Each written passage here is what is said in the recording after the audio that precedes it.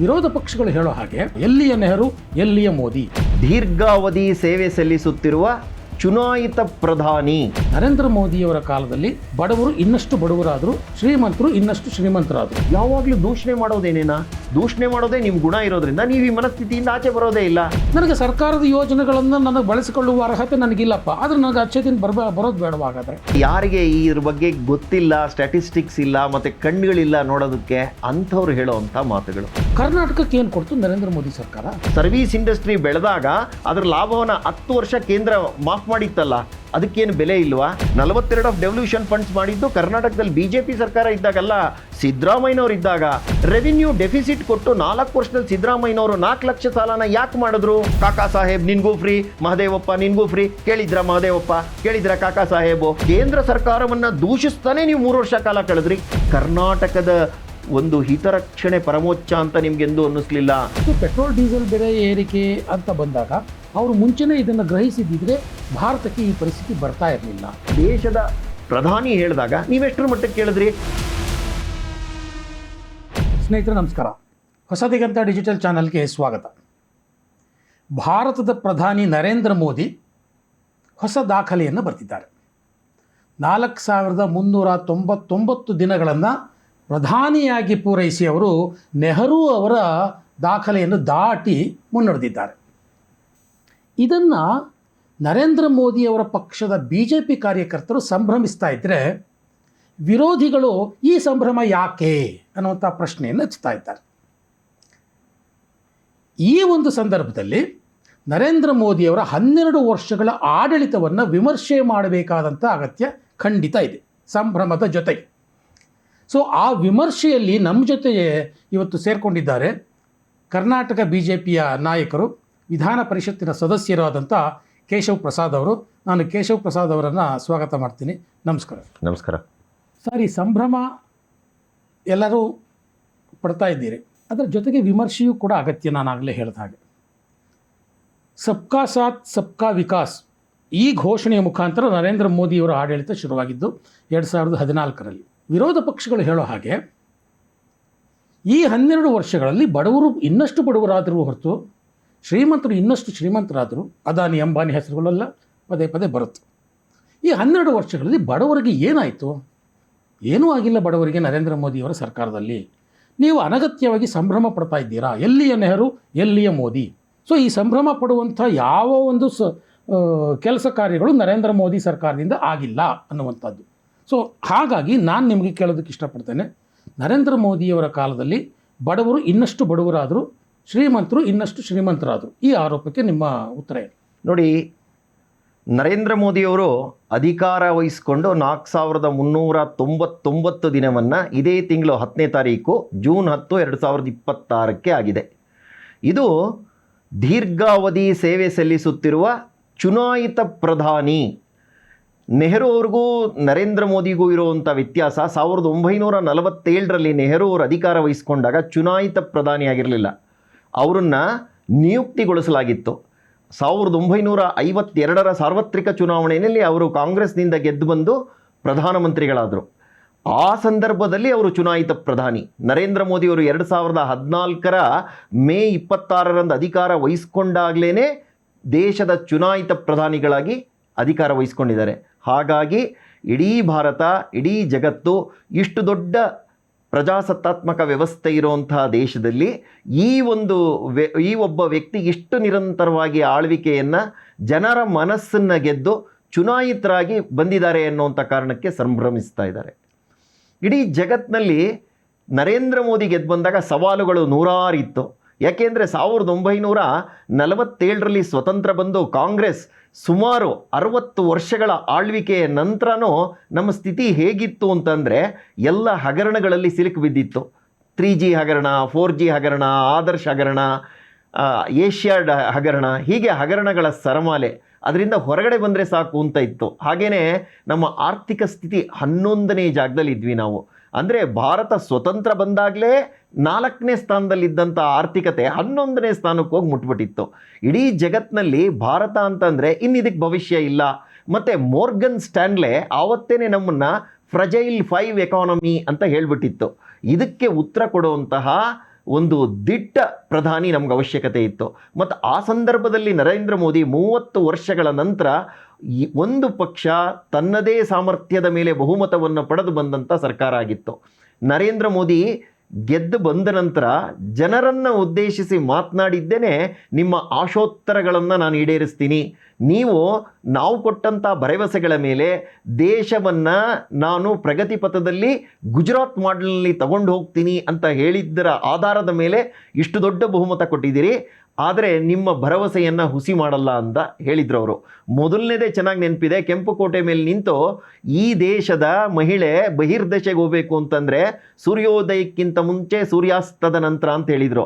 ನನಗೂ ಚೆನ್ನಾಗಿ ಗೊತ್ತಿದೆ, ನಾನೇನಾದರೂ ಕಾರ್ನಲ್ಲಿ ಹೋಗಬೇಕು ಅಂತಂದರೆ ಯಾವುದಾದ್ರೂ ಗ್ರಾಮಾಂತರದ ರಸ್ತೆನಲ್ಲಿ ಹೋಗಬೇಕು ಅಂದರೆ ಮಹಿಳೆಯರು ಎರಡೂ ಪಕ್ಕದಲ್ಲಿ ಎದ್ದು ನಿಂತ್ಬಿಟ್ಟಿರೋರು. ನಾನು ಕೇಳ್ತಾ ಇದ್ದೆ, ಯಾಕೆ ಈ ರೀತಿ ಎದ್ದು ನಿಂತಾರಂತ. ಕೇಶವ ಪ್ರಸಾದ್, ನೀವು ನಗರ ಪ್ರದೇಶದಿಂದ ಬಂದಿದ್ದೀರಿ, ನಿಮಗೆ ಗೊತ್ತಿಲ್ಲ ಇದು, ಇಲ್ಲಿ ಟಾಯ್ಲೆಟ್ಗಳ ವ್ಯವಸ್ಥೆ ಇಲ್ಲ, ಹಾಗಾಗಿ ಮಹಿಳೆಯರು ಸಂಜೆ ಆದ ನಂತರ ಈ ರೀತಿ ಬಹಿರ್ದೇಶಕ್ಕೆ ಬಂದಿದ್ದಾರೆ ಅಂತೇಳಿ ದುಃಖ ಆಗ್ತಾ ಇತ್ತು. ನರೇಂದ್ರ ಮೋದಿ ಯಾವತ್ತು ಹೇಳಿದ ಮಾತನ್ನು ಸುಳ್ಳು ಮಾಡಲಿಲ್ಲ. ದೇಶದಲ್ಲಿ 11 ಕೋಟಿ ಟಾಯ್ಲೆಟನ್ನು ಕೊಟ್ಟಿದ್ದೀವಿ. ಇವತ್ತು ಮಹಿಳೆ ತನ್ನ ಎಲ್ಲ ಸಮ್ಮಾನದ ಜೊತೆಯಲ್ಲಿ ಪ್ರಕೃತಿಯ ಏನು ನಿಯಮ ಇದೆಯೋ ಅದನ್ನು ಅನುಭವಿಸುವಂಥದ್ದನ್ನು ಮಾಡಿಕೊಟ್ಟಿದ್ದೀವಿ. ಹಾಗೆ ನರೇಂದ್ರ ಮೋದಿಯವರಿಗೆ ಬಾಲ್ಯದಿಂದ ಗೊತ್ತಿತ್ತು, ತನ್ನ ತಾಯಿ ತನಗೆ ಅಡುಗೆ ಮಾಡಿಕೊಡುವಾಗ ಕಣ್ಣಾಲಿಗಳು ಹೆಂಗೆ ಕೆಂಪಾಗ್ತಾ ಇತ್ತು, ಹೆಂಗೆ ಊದುಗೊಳವೆನಲ್ಲಿ ಆಕೆ ಊದ್ತಾ ಇದ್ಲು ಅಂತೇಳಿ. ತಾನು ಪ್ರಧಾನಮಂತ್ರಿ ಆದಾಗ ತನ್ನ ತಾಯಿಯನ್ನು ಇಡೀ ಹೆಣ್ಣಿನ ಸಂಕುಲದಲ್ಲಿ ಕಂಡ್ರು ಅವರು. ಎಲ್ಲ ಹೆಣ್ಣನ್ನು ಇದರಿಂದ ಮುಕ್ತಿ ಮಾಡಬೇಕು ಅಂಥೇಳಿ 12 ಕೋಟಿ ಉಜ್ವಲ ಸ್ಕೀಮ್ನಲ್ಲಿ ನಾವು ಗ್ಯಾಸ್ ಕನೆಕ್ಷನ್ ಕೊಟ್ಟಿದ್ದೀವಿ. ಅಂದರೆ ಮನೆಗೂ ಗ್ಯಾಸ್ ಕೊಟ್ಟಿರೋವಂಥದ್ದು ಇದೆಯಲ್ಲ, ನನಗೇ ಗೊತ್ತಿದೆ. ನಮ್ಮ ಮನೆಗೆ ಗ್ಯಾಸ್ ಬರಬೇಕು ಅಂತ ಅಂದಾಗ ನಮ್ಮ ತಂದೆಯವರು ಯಾರೋ ಒಬ್ಬ MP ಹತ್ರ ಶಿಫಾರಸ್ ಪತ್ರ ಇಟ್ಕೊಂಡು ಒಂದು ಗ್ಯಾಸ್ ಸಿಲಿಂಡರ್ ಕೊಡಿ ಅಂತ ಕೇಳಿದ ನೆನಪಿದೆ, ಗ್ಯಾಸ್ ಕನೆಕ್ಷನ್ ಕೊಡಿ ಅಂತೇಳಿ. ಇವತ್ತು ನಿಮ್ಮನೆಗೆ ಗ್ಯಾಸ್ ಬೇಕಾ, ಗ್ಯಾಸ್ ಇಲ್ವಾ, ತಗೊಳ್ಳಿ ಅಂತ ಹೇಳೋವಂಥ ದಿನ. ನನಗೆ ಅದಕ್ಕೊಂದು ಜ್ವಲಂತ ಉದಾಹರಣೆ ಕೊಡಬೇಕು ಅಂತಂದರೆ, ನಮ್ಮನೆ ಹಳೆ ಮನೆಯನ್ನು ರಿಪೇರಿ ಮಾಡಿಸ್ತಾ ಇದ್ದೆ. ಯಾರೋ ಯಾದಗಿರಿಯವನು ರಿಪೇರಿ ಮಾಡಿದಾಗ ತುಂಬ ಕಟ್ಟಿಗೆಗಳು ಬಿದ್ದಿತ್ತು. ಏನಪ್ಪ ಈ ಕಟ್ಟಿಗೆಗಳನ್ನೆಲ್ಲ ತೊಗೊಂಡೋಗಯ್ಯ, ಯಾಕಯ್ಯ ಇದನ್ನೆಲ್ಲ ಇಲ್ಲೇ ಉಳಿಸ್ತಾ ಇದೆಯಾ ಅಂತ. ಸ್ವಾಮಿ ತೊಗೊಂಡೋಗಿ ಏನು ಮಾಡಲಿ ಇಂದ, ಒರೆ ಉರಿಸು ಅಂತ.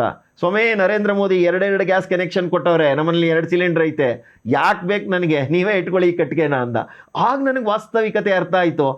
ಇಂಥ ಒಬ್ಬ ಕೂಲಿ ಕಾರ್ಮಿಕನ ಮನೆಯಲ್ಲೂ 2 ಗ್ಯಾಸ್ ಸಿಲಿಂಡರ್ ಇದ್ದು ಗ್ಯಾಸ್ ಕನೆಕ್ಷನ್ ಇದೆ ಅಂತಂದರೆ ಇನ್ನೇನಕ್ಕೆ ಬೇಕು. ಜನ್ಧನ್ ಅಕೌಂಟು ಅಂತಂದರೆ 40 ವರ್ಷದಿಂದ ಶ್ರೀಮತಿ ಇಂದಿರಾ ಗಾಂಧಿಯವರು ಬ್ಯಾಂಕ್ ನ್ಯಾಷನಲೈಸ್ ಮಾಡಿದಾಗ ಎಲ್ಲರಿಗೂ ಬ್ಯಾಂಕ್ ಅಕೌಂಟ್ ಕೊಡ್ತೀನಿ ಅಂದರು.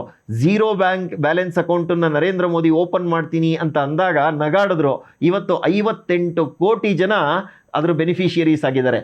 ದೇಶದಲ್ಲಿ 100% ಬ್ಯಾಂಕ್ ಅಕೌಂಟ್ನಿಂದ ಎಲ್ಲರೂ ಕೂಡ ಜೋಡಿತರಾಗಿದ್ದಾರೆ. ಜನ್ಧನ್ ಅಕೌಂಟು, ಆಧಾರು ಎರಡು ಯಾವ ಥರ ಕೆಲಸ ಮಾಡ್ತಾ ಇದೆ ಅಂತಂದರೆ, ಜನಕ್ಕೆ ಒಂದು ಆಧಾರ್ ಇದ್ದರೆ, ಒಂದು ಮೊಬೈಲ್ ಇದ್ದರೆ, ಒಂದು ಜನ್ಧನ್ ಅಕೌಂಟ್ ಇದ್ದರೆ ಯಾವುದೇ ಲಾಭವನ್ನು ಪಡ್ಕೋಬೋದು ಅನ್ನುವಂಥ ಸ್ಥಿತಿ ಇದೆ. ರಾಜೀವ್ ಗಾಂಧಿಯವರು ಆಡಳಿತ ನಡೆಸೋಕೆ ಒಂದು ಮಾತು ಹೇಳಿದರು, ನಾನು ದೆಹಲಿಯಿಂದ ₹1 ಕಳಿಸ್ತೀನಿ, ಆ ₹1 ಕೆಳಗೆ ಹೋಗಿ ಮುಟ್ಟೋ ಅಷ್ಟೊತ್ತಿಗೆ 15 ಪೈಸಾ ಆಗೋಗುತ್ತೆ ಅಂತೇಳಿ. ಹಾಗಾದರೆ 85 ಪೈಸಾ ಎಲ್ಲಿ ಕಳೆದೋಗ್ತಾ ಇತ್ತು, ಎಲ್ಲದು ಮಾಯ ಆಗೋಗ್ತಾ ಇತ್ತು. ಅಂದರೆ ಎಲ್ಲೋ ಒಂದು ಕಡೆ ಮಧ್ಯವರ್ತಿಗಳು ಇರ್ತಾಯಿದ್ರು, ಮಿಡ್ಲ್ ಮೆನ್ ಇರ್ತಾಯಿದ್ರು, ದುಡ್ಡು ನುಂಗ್ಬಿಡ್ತಾ ಇದ್ರು, ಏಜೆಂಟ್ಗಳು ಇರ್ತಾಯಿದ್ರು, ದುಡ್ಡು ನುಂಗ್ಬಿಡ್ತಾ ಇದ್ರು. ಇವಾಗ ಅದೇನೂ ಆಗ್ತಾ ಇಲ್ಲ. PM ಕಿಸಾನ್ ಯೋಜನೆಯಲ್ಲಿ ₹6,000 ಕೊಡ್ತಾ ಇದ್ದೀನಿ ಅಂತ ನೇರವಾಗಿ ಅವ್ರ ಅಕೌಂಟಿಗೆ ಬರುತ್ತೆ. ಹಾಗೆಯೇ ಕೋವಿಡ್ ಸಂದರ್ಭದಲ್ಲಿ ಅವರಿಗೆ ₹500 ಎಲ್ಲ ಮಹಿಳೆಯರಿಗೂ ಕೊಡ್ತೀನಿ ಅಂತ ನರೇಂದ್ರ ಮೋದಿ ಹೇಳಿದಾಗ 3 ತಿಂಗಳ ಕಾಲ ₹500 ಬಂದು ತಲುಪ್ತು. ಇವತ್ತು ಯಾವುದೇ ಯೋಜನೆ ಡೈರೆಕ್ಟ್ ಬೆನಿಫಿಟ್ ಟ್ರಾನ್ಸ್ಫರ್ನಲ್ಲಿ ಹಣ ಟ್ರಾನ್ಸ್ಫರ್ ಆಗ್ತಾ ಇದೆ. ಅಂದರೆ ನರೇಂದ್ರ ಮೋದಿ ಅವರು ಬಂದಾಗ ಬಡವರನ್ನು ಹೇಗೆ ಮುಟ್ಟಿದ್ರು ಅಂದರೆ, ನನ್ನ ಮನೆಯಲ್ಲಿ ಗ್ಯಾಸ್ ಕೊಟ್ಟರು, ನನ್ನ ಮನೆಯಲ್ಲಿ ಟಾಯ್ಲೆಟ್ ತಂದು ಕೊಟ್ಟರು, ನನಗೆ ಜನ್ಧನ್ ಅಕೌಂಟಿನ ಬಲ ಕೊಟ್ಟರು. ಹಾಗೆ ಕೋವಿಡ್ ಸಂದರ್ಭದಲ್ಲಿ ಮನೆಯಲ್ಲಿ ರೇಷನ್ ಇಲ್ಲ, ನಾನೊಬ್ಬ ಕೂಲಿ ಕಾರ್ಮಿಕ, ಇಲ್ಲಿ ಬಿಟ್ಟು ಹೋಗಬೇಕು ಅಂತ ಅಂದಾಗ ಚಿಂತೆ ಮಾಡಬೇಡ್ರಿ ಅಂಥೇಳಿ 5 kg, ಆಗ 10 kg ಕೊಟ್ವಿ, ಅದಾದ ನಂತರ ಅದನ್ನು 5 kgಗೆ ಕಡಿಮೆ ಮಾಡಿದ್ದೀವಿ. 5 kgಯ ಅಕ್ಕಿಯನ್ನು, ರಾಗಿಯನ್ನು, ಗೋಧಿಯನ್ನು ನಿರಂತರವಾಗಿ ಕೊಡ್ತಾ ಇದ್ದೀವಿ. 81 ಕೋಟಿ ಕುಟುಂಬಗಳು ಅದರ ಲಾಭವನ್ನು, 81 ಕೋಟಿ ಜನ ಅದರ ಲಾಭವನ್ನು ಇವತ್ತು ಪಡ್ಕೋತಾ ಇದ್ದಾರೆ. ಇದು ಇಡೀ ಜಗತ್ತಿನಲ್ಲಿ 81 ಕೋಟಿ ಅಂತಂದರೆ ಅಮೇರಿಕಾದ ಪಾಪ್ಯುಲೇಷನ್ನ, ಯುರೋಪಿಯನ್ ಪಾಪ್ಯುಲೇಷನ್ನ ಎರಡೂ ಸೇರಿಸಿದ್ರೆ ಇಷ್ಟಾಗಲ್ಲ. ಹಾಗಾಗಿ ಇಷ್ಟು ದೊಡ್ಡ ಜನಕ್ಕೆ ಪ್ರತಿ ತಿಂಗಳು ನಾವು ಕೊಡ್ತಾ ಇರುವಂಥ ರೇಷನ್ನು ಅವರು ಪ್ರಾಣ ಉಳಿಸಿದೆ. ಹಾಗಾಗಿ ಇಡೀ IMFನ ರಿಪೋರ್ಟ್ ಏನು ಹೇಳ್ತಾ ಇದೆ ಅಂತಂದರೆ, ಇಂಟರ್ನ್ಯಾಷನಲ್ ಮಾನಿಟರಿ ಫಂಡು ಭಾರತದಲ್ಲಿ ನರೇಂದ್ರ ಮೋದಿ ಬಂದಂಥ 12 ವರ್ಷದಲ್ಲಿ ಬಡತನ ರೇಖೆಗಿಂತ ಮೇಲಕ್ಕೆ 25 ಕೋಟಿ ಜನ ಮೇಲೆ ಬಂದಿದ್ದಾರೆ. ಬಹು ಆಯಾಮದ ಬಡತನ ಅಂದರೆ ನನ್ನ ಮನೆಯಲ್ಲಿ ಲೈಟ್ ಇರಲಿಲ್ಲ, ಲೈಟ್ ಬಂದಿದೆ, ಗ್ಯಾಸ್ ಇರಲಿಲ್ಲ, ಗ್ಯಾಸ್ ಬಂದಿದೆ, ಟಾಯ್ಲೆಟ್ ಇರಲಿಲ್ಲ, ಟಾಯ್ಲೆಟ್ ಬಂದಿದೆ, ಅಕೌಂಟ್ ಇರಲಿಲ್ಲ, ಅಕೌಂಟ್ ಬಂದಿದೆ, ನನ್ನ ಮನೇಲಿ ರೇಷನ್ನೇ ಇರ್ತಾ ಇರಲಿಲ್ಲ. ಯಾರೂ ಕೂಡ ಅಮ್ಮ ತಾಯಿ ಕವಳ ಅಂತ ಯಾರೂ ಮನೆ ಮುಂದೆ ಬರಲ್ಲ ಈಗ. ಯಾಕೆ ಅಂತಂದರೆ ಎಲ್ರಿಗೂ ಹಣಬಲ ಬಂದಿದೆ. ಹಾಗಾಗಿ ಒಂದಲ್ಲ ಒಂದು ರೀತಿಯಲ್ಲಿ ಅವರಿಗೆ ಶಕ್ತಿಯನ್ನು ತುಂಬಿದ್ದೀವಿ. ಈಗ ಬಡತನ ರೇಖೆ ಇರುವಂಥದ್ದು, ಬಡತನ ಬರೋವರೇ ಆಗ್ತಾ ಇದ್ದಾರೆ, ಶ್ರೀಮಂತರೇ ಆಗ್ತಾ ಇರೋದು ಅನ್ನೋದು ಇದೊಂದು ಲೆಫ್ಟ್ ಕ್ರಿಯೇಟ್ ಮಾಡ್ತಾ ಇರುವಂಥ ನೆರೇಟಿವ್. ಅದಕ್ಕೆ ಕಾಂಗ್ರೆಸ್ಸು ಕೂಡ ಶಕ್ತಿ ತುಂಬ್ತಾ ಇದೆ. ಯಾಕೆಂದರೆ ಕಾಂಗ್ರೆಸ್ಸಿಗೆ ಚಿಂತನೆಗಳಿಲ್ಲ, ಲೆಫ್ಟ್ ಚಿಂತನೆಯನ್ನು ಕಾಂಗ್ರೆಸ್ ಮುಖವಾಡದಲ್ಲಿ ಜನರ ಮುಂದೆ ಇಡ್ತಾ ಇದ್ದಾರೆ. ಹಾಗಾಗಿ ಇದರಲ್ಲಿ ಯಾವುದೇ ರೀತಿಯಾದಂಥ ಸತ್ಯ ಇಲ್ಲ, ಇದೊಂದು ಪೊಳ್ಳು ಆಪಾದನೆ ಅಂತ ಹೇಳ್ತೀನಿ. ಒಂದು ನರೇಂದ್ರ ಮೋದಿಯವರು ಅಧಿಕಾರಕ್ಕೆ ಬರುವಾಗ ಅಚ್ಛೇ ದಿನ್ ಆಯೇಗಾ ಅನ್ನುವಂಥದ್ದು ಅವರ ಭಾಳ ಪ್ರಚಲಿತವಾದಂಥ ಘೋಷಣೆ. ಒಳ್ಳೆಯ ದಿನಗಳು ಎಲ್ರಿಗೂ ಬರುತ್ತೆ ಅಂತ. ಈಗ ನೀವು ಹೇಳಿದ್ದೆಲ್ಲ ಸರ್ಕಾರದ ಯೋಜನೆಗಳು. ನನಗೆ ಸರ್ಕಾರದ ಯೋಜನೆಗಳನ್ನು ನನಗೆ ಬಳಸಿಕೊಳ್ಳುವ ಅರ್ಹತೆ ನನಗಿಲ್ಲಪ್ಪ. ಆದರೆ ನನಗೆ ಅಚ್ಛೇ ದಿನ ಬರೋದು ಬೇಡವಾಗಾದರೆ ನನಗೆ ಯಾವ ಸರ್ಕಾರದ ಯೋಜನೆಗಳು ಇಲ್ಲ, ಆದರೂ ನನ್ನ ಬದುಕು ಹಸನಾಗಬೇಕಲ್ವ. ನನಗೇನು ಸಿಗುತ್ತೆ ಹಾಗಾದರೆ? ಒಬ್ಬ ಮನುಷ್ಯನಾಗಿ, ಒಬ್ಬ ನಾಗರಿಕನಾಗಿ, ಒಬ್ಬ ವ್ಯಾಪಾರಿಯಾಗಿ, ಒಬ್ಬ ರೈತನಾಗಿ. ಮೊದಲೇ BJP ಅಂತಂದರೆ ನಗರ ಪ್ರದೇಶದ ಪಕ್ಷ ಅಂತ ಒಂದು ಒಂದು ಒಂದು ಮಾರ್ಕ್ ಮಾಡಿಬಿಟ್ಟಿದ್ರು, ಟ್ರೇಡ್ ಮಾರ್ಕ್. ಹಾಗಾಗಿ BJPಗೆ ಕೃಷಿಕರ ಗ್ರಾಮೀಣ ಬದುಕಿನ ಒಂದು ಗಂಧಗಾಳಿ ಇಲ್ಲ ಅನ್ನುವಂಥದ್ದು, ವ್ಯಾಪಾರಿಗಳ ಪಕ್ಷ ಅಂತ. ಸೊ ಹಾಗಾಗಿ GST ತಂದ ಮೇಲೆ ವ್ಯಾಪಾರಿಗಳ ಮೇಲೂ ಹೊರೆ ಆಯಿತು. ಅದಾದ ನಂತರದಲ್ಲಿ ಗ್ರಾಮೀಣ ಪ್ರದೇಶಗಳ ಮೇಲೂ ಸಹ ಯಾವುದೇ ರೀತಿಯ ಒಂದು ಅಭಿವೃದ್ಧಿಯಾಗಲಿ ಏನಾಗಲಿ ಕಾಣಲಿಲ್ಲ ಅನ್ನುವಂಥ ಆರೋಪಗಳಿದ್ದಾವೆ. ನೋಡಿ, ಇದೆಲ್ಲ ಕೂಡ ಸತ್ಯ ಹೇಳಬೇಕು ಅಂತಂದರೆ ಯಾರಿಗೆ ಇದ್ರ ಬಗ್ಗೆ ಗೊತ್ತಿಲ್ಲ, ಸ್ಟ್ಯಾಟಿಸ್ಟಿಕ್ಸ್ ಇಲ್ಲ, ಮತ್ತು ಕಣ್ಣುಗಳಿಲ್ಲ ನೋಡೋದಕ್ಕೆ, ಅಂಥವ್ರು ಹೇಳೋವಂಥ ಮಾತುಗಳು. ಒಂದೇನು ಅಂತಂದರೆ, ಆಯಿತು ನನ್ನ ಮನೇಲಿ ಗ್ಯಾಸ್ ಇತ್ತು, ಗ್ಯಾಸ್ ಬೇಡ, ನನಗೆ ರೇಷನ್ ತೊಗೊಳ್ಳೋವಂಥ ಶಕ್ತಿ ಇದೆ, ರೇಷನ್ ಬೇಡ, ನನ್ನ ಮನೇಲಿ ಟಾಯ್ಲೆಟ್ ಕಟ್ಸ್ಕೊಂಡಿದ್ದೆ, ನಂಗೆ ಟಾಯ್ಲೆಟ್ ಬೇಡ, ನನ್ನ ಹತ್ರ ಬ್ಯಾಂಕ್ ಅಕೌಂಟ್ ಇತ್ತು, ಬ್ಯಾಂಕ್ ಅಕೌಂಟ್ ಬೇಡ. ಪ್ರಧಾನಮಂತ್ರಿಗಳಾದಂಥ ಅಟಲ್ ಬಿಹಾರಿ ವಾಜಪೇಯಿ ಅವರೇ ಚತುಷ್ಪಥ ರಸ್ತೆಯನ್ನು ತಂದಿದ್ದರು. ಚತುಷ್ಪಥ ರಸ್ತೆಯನ್ನು ದೇಶದ ಉದ್ದಗಲಕ್ಕೂ ತಗೊಂಡೋಗುವಂಥ ಕೆಲಸವನ್ನು ನಂತರ ಬಂದಂಥ ಕಾಂಗ್ರೆಸ್ ಸರ್ಕಾರ ಮಾಡಿರಲಿಲ್ಲ. 11.6 ಕಿಲೋಮೀಟರ್ ರಸ್ತೆಗಳನ್ನು ಪ್ರತಿನಿತ್ಯ ನಿರ್ಮಾಣ ಮಾಡ್ತಾಯಿದ್ರು.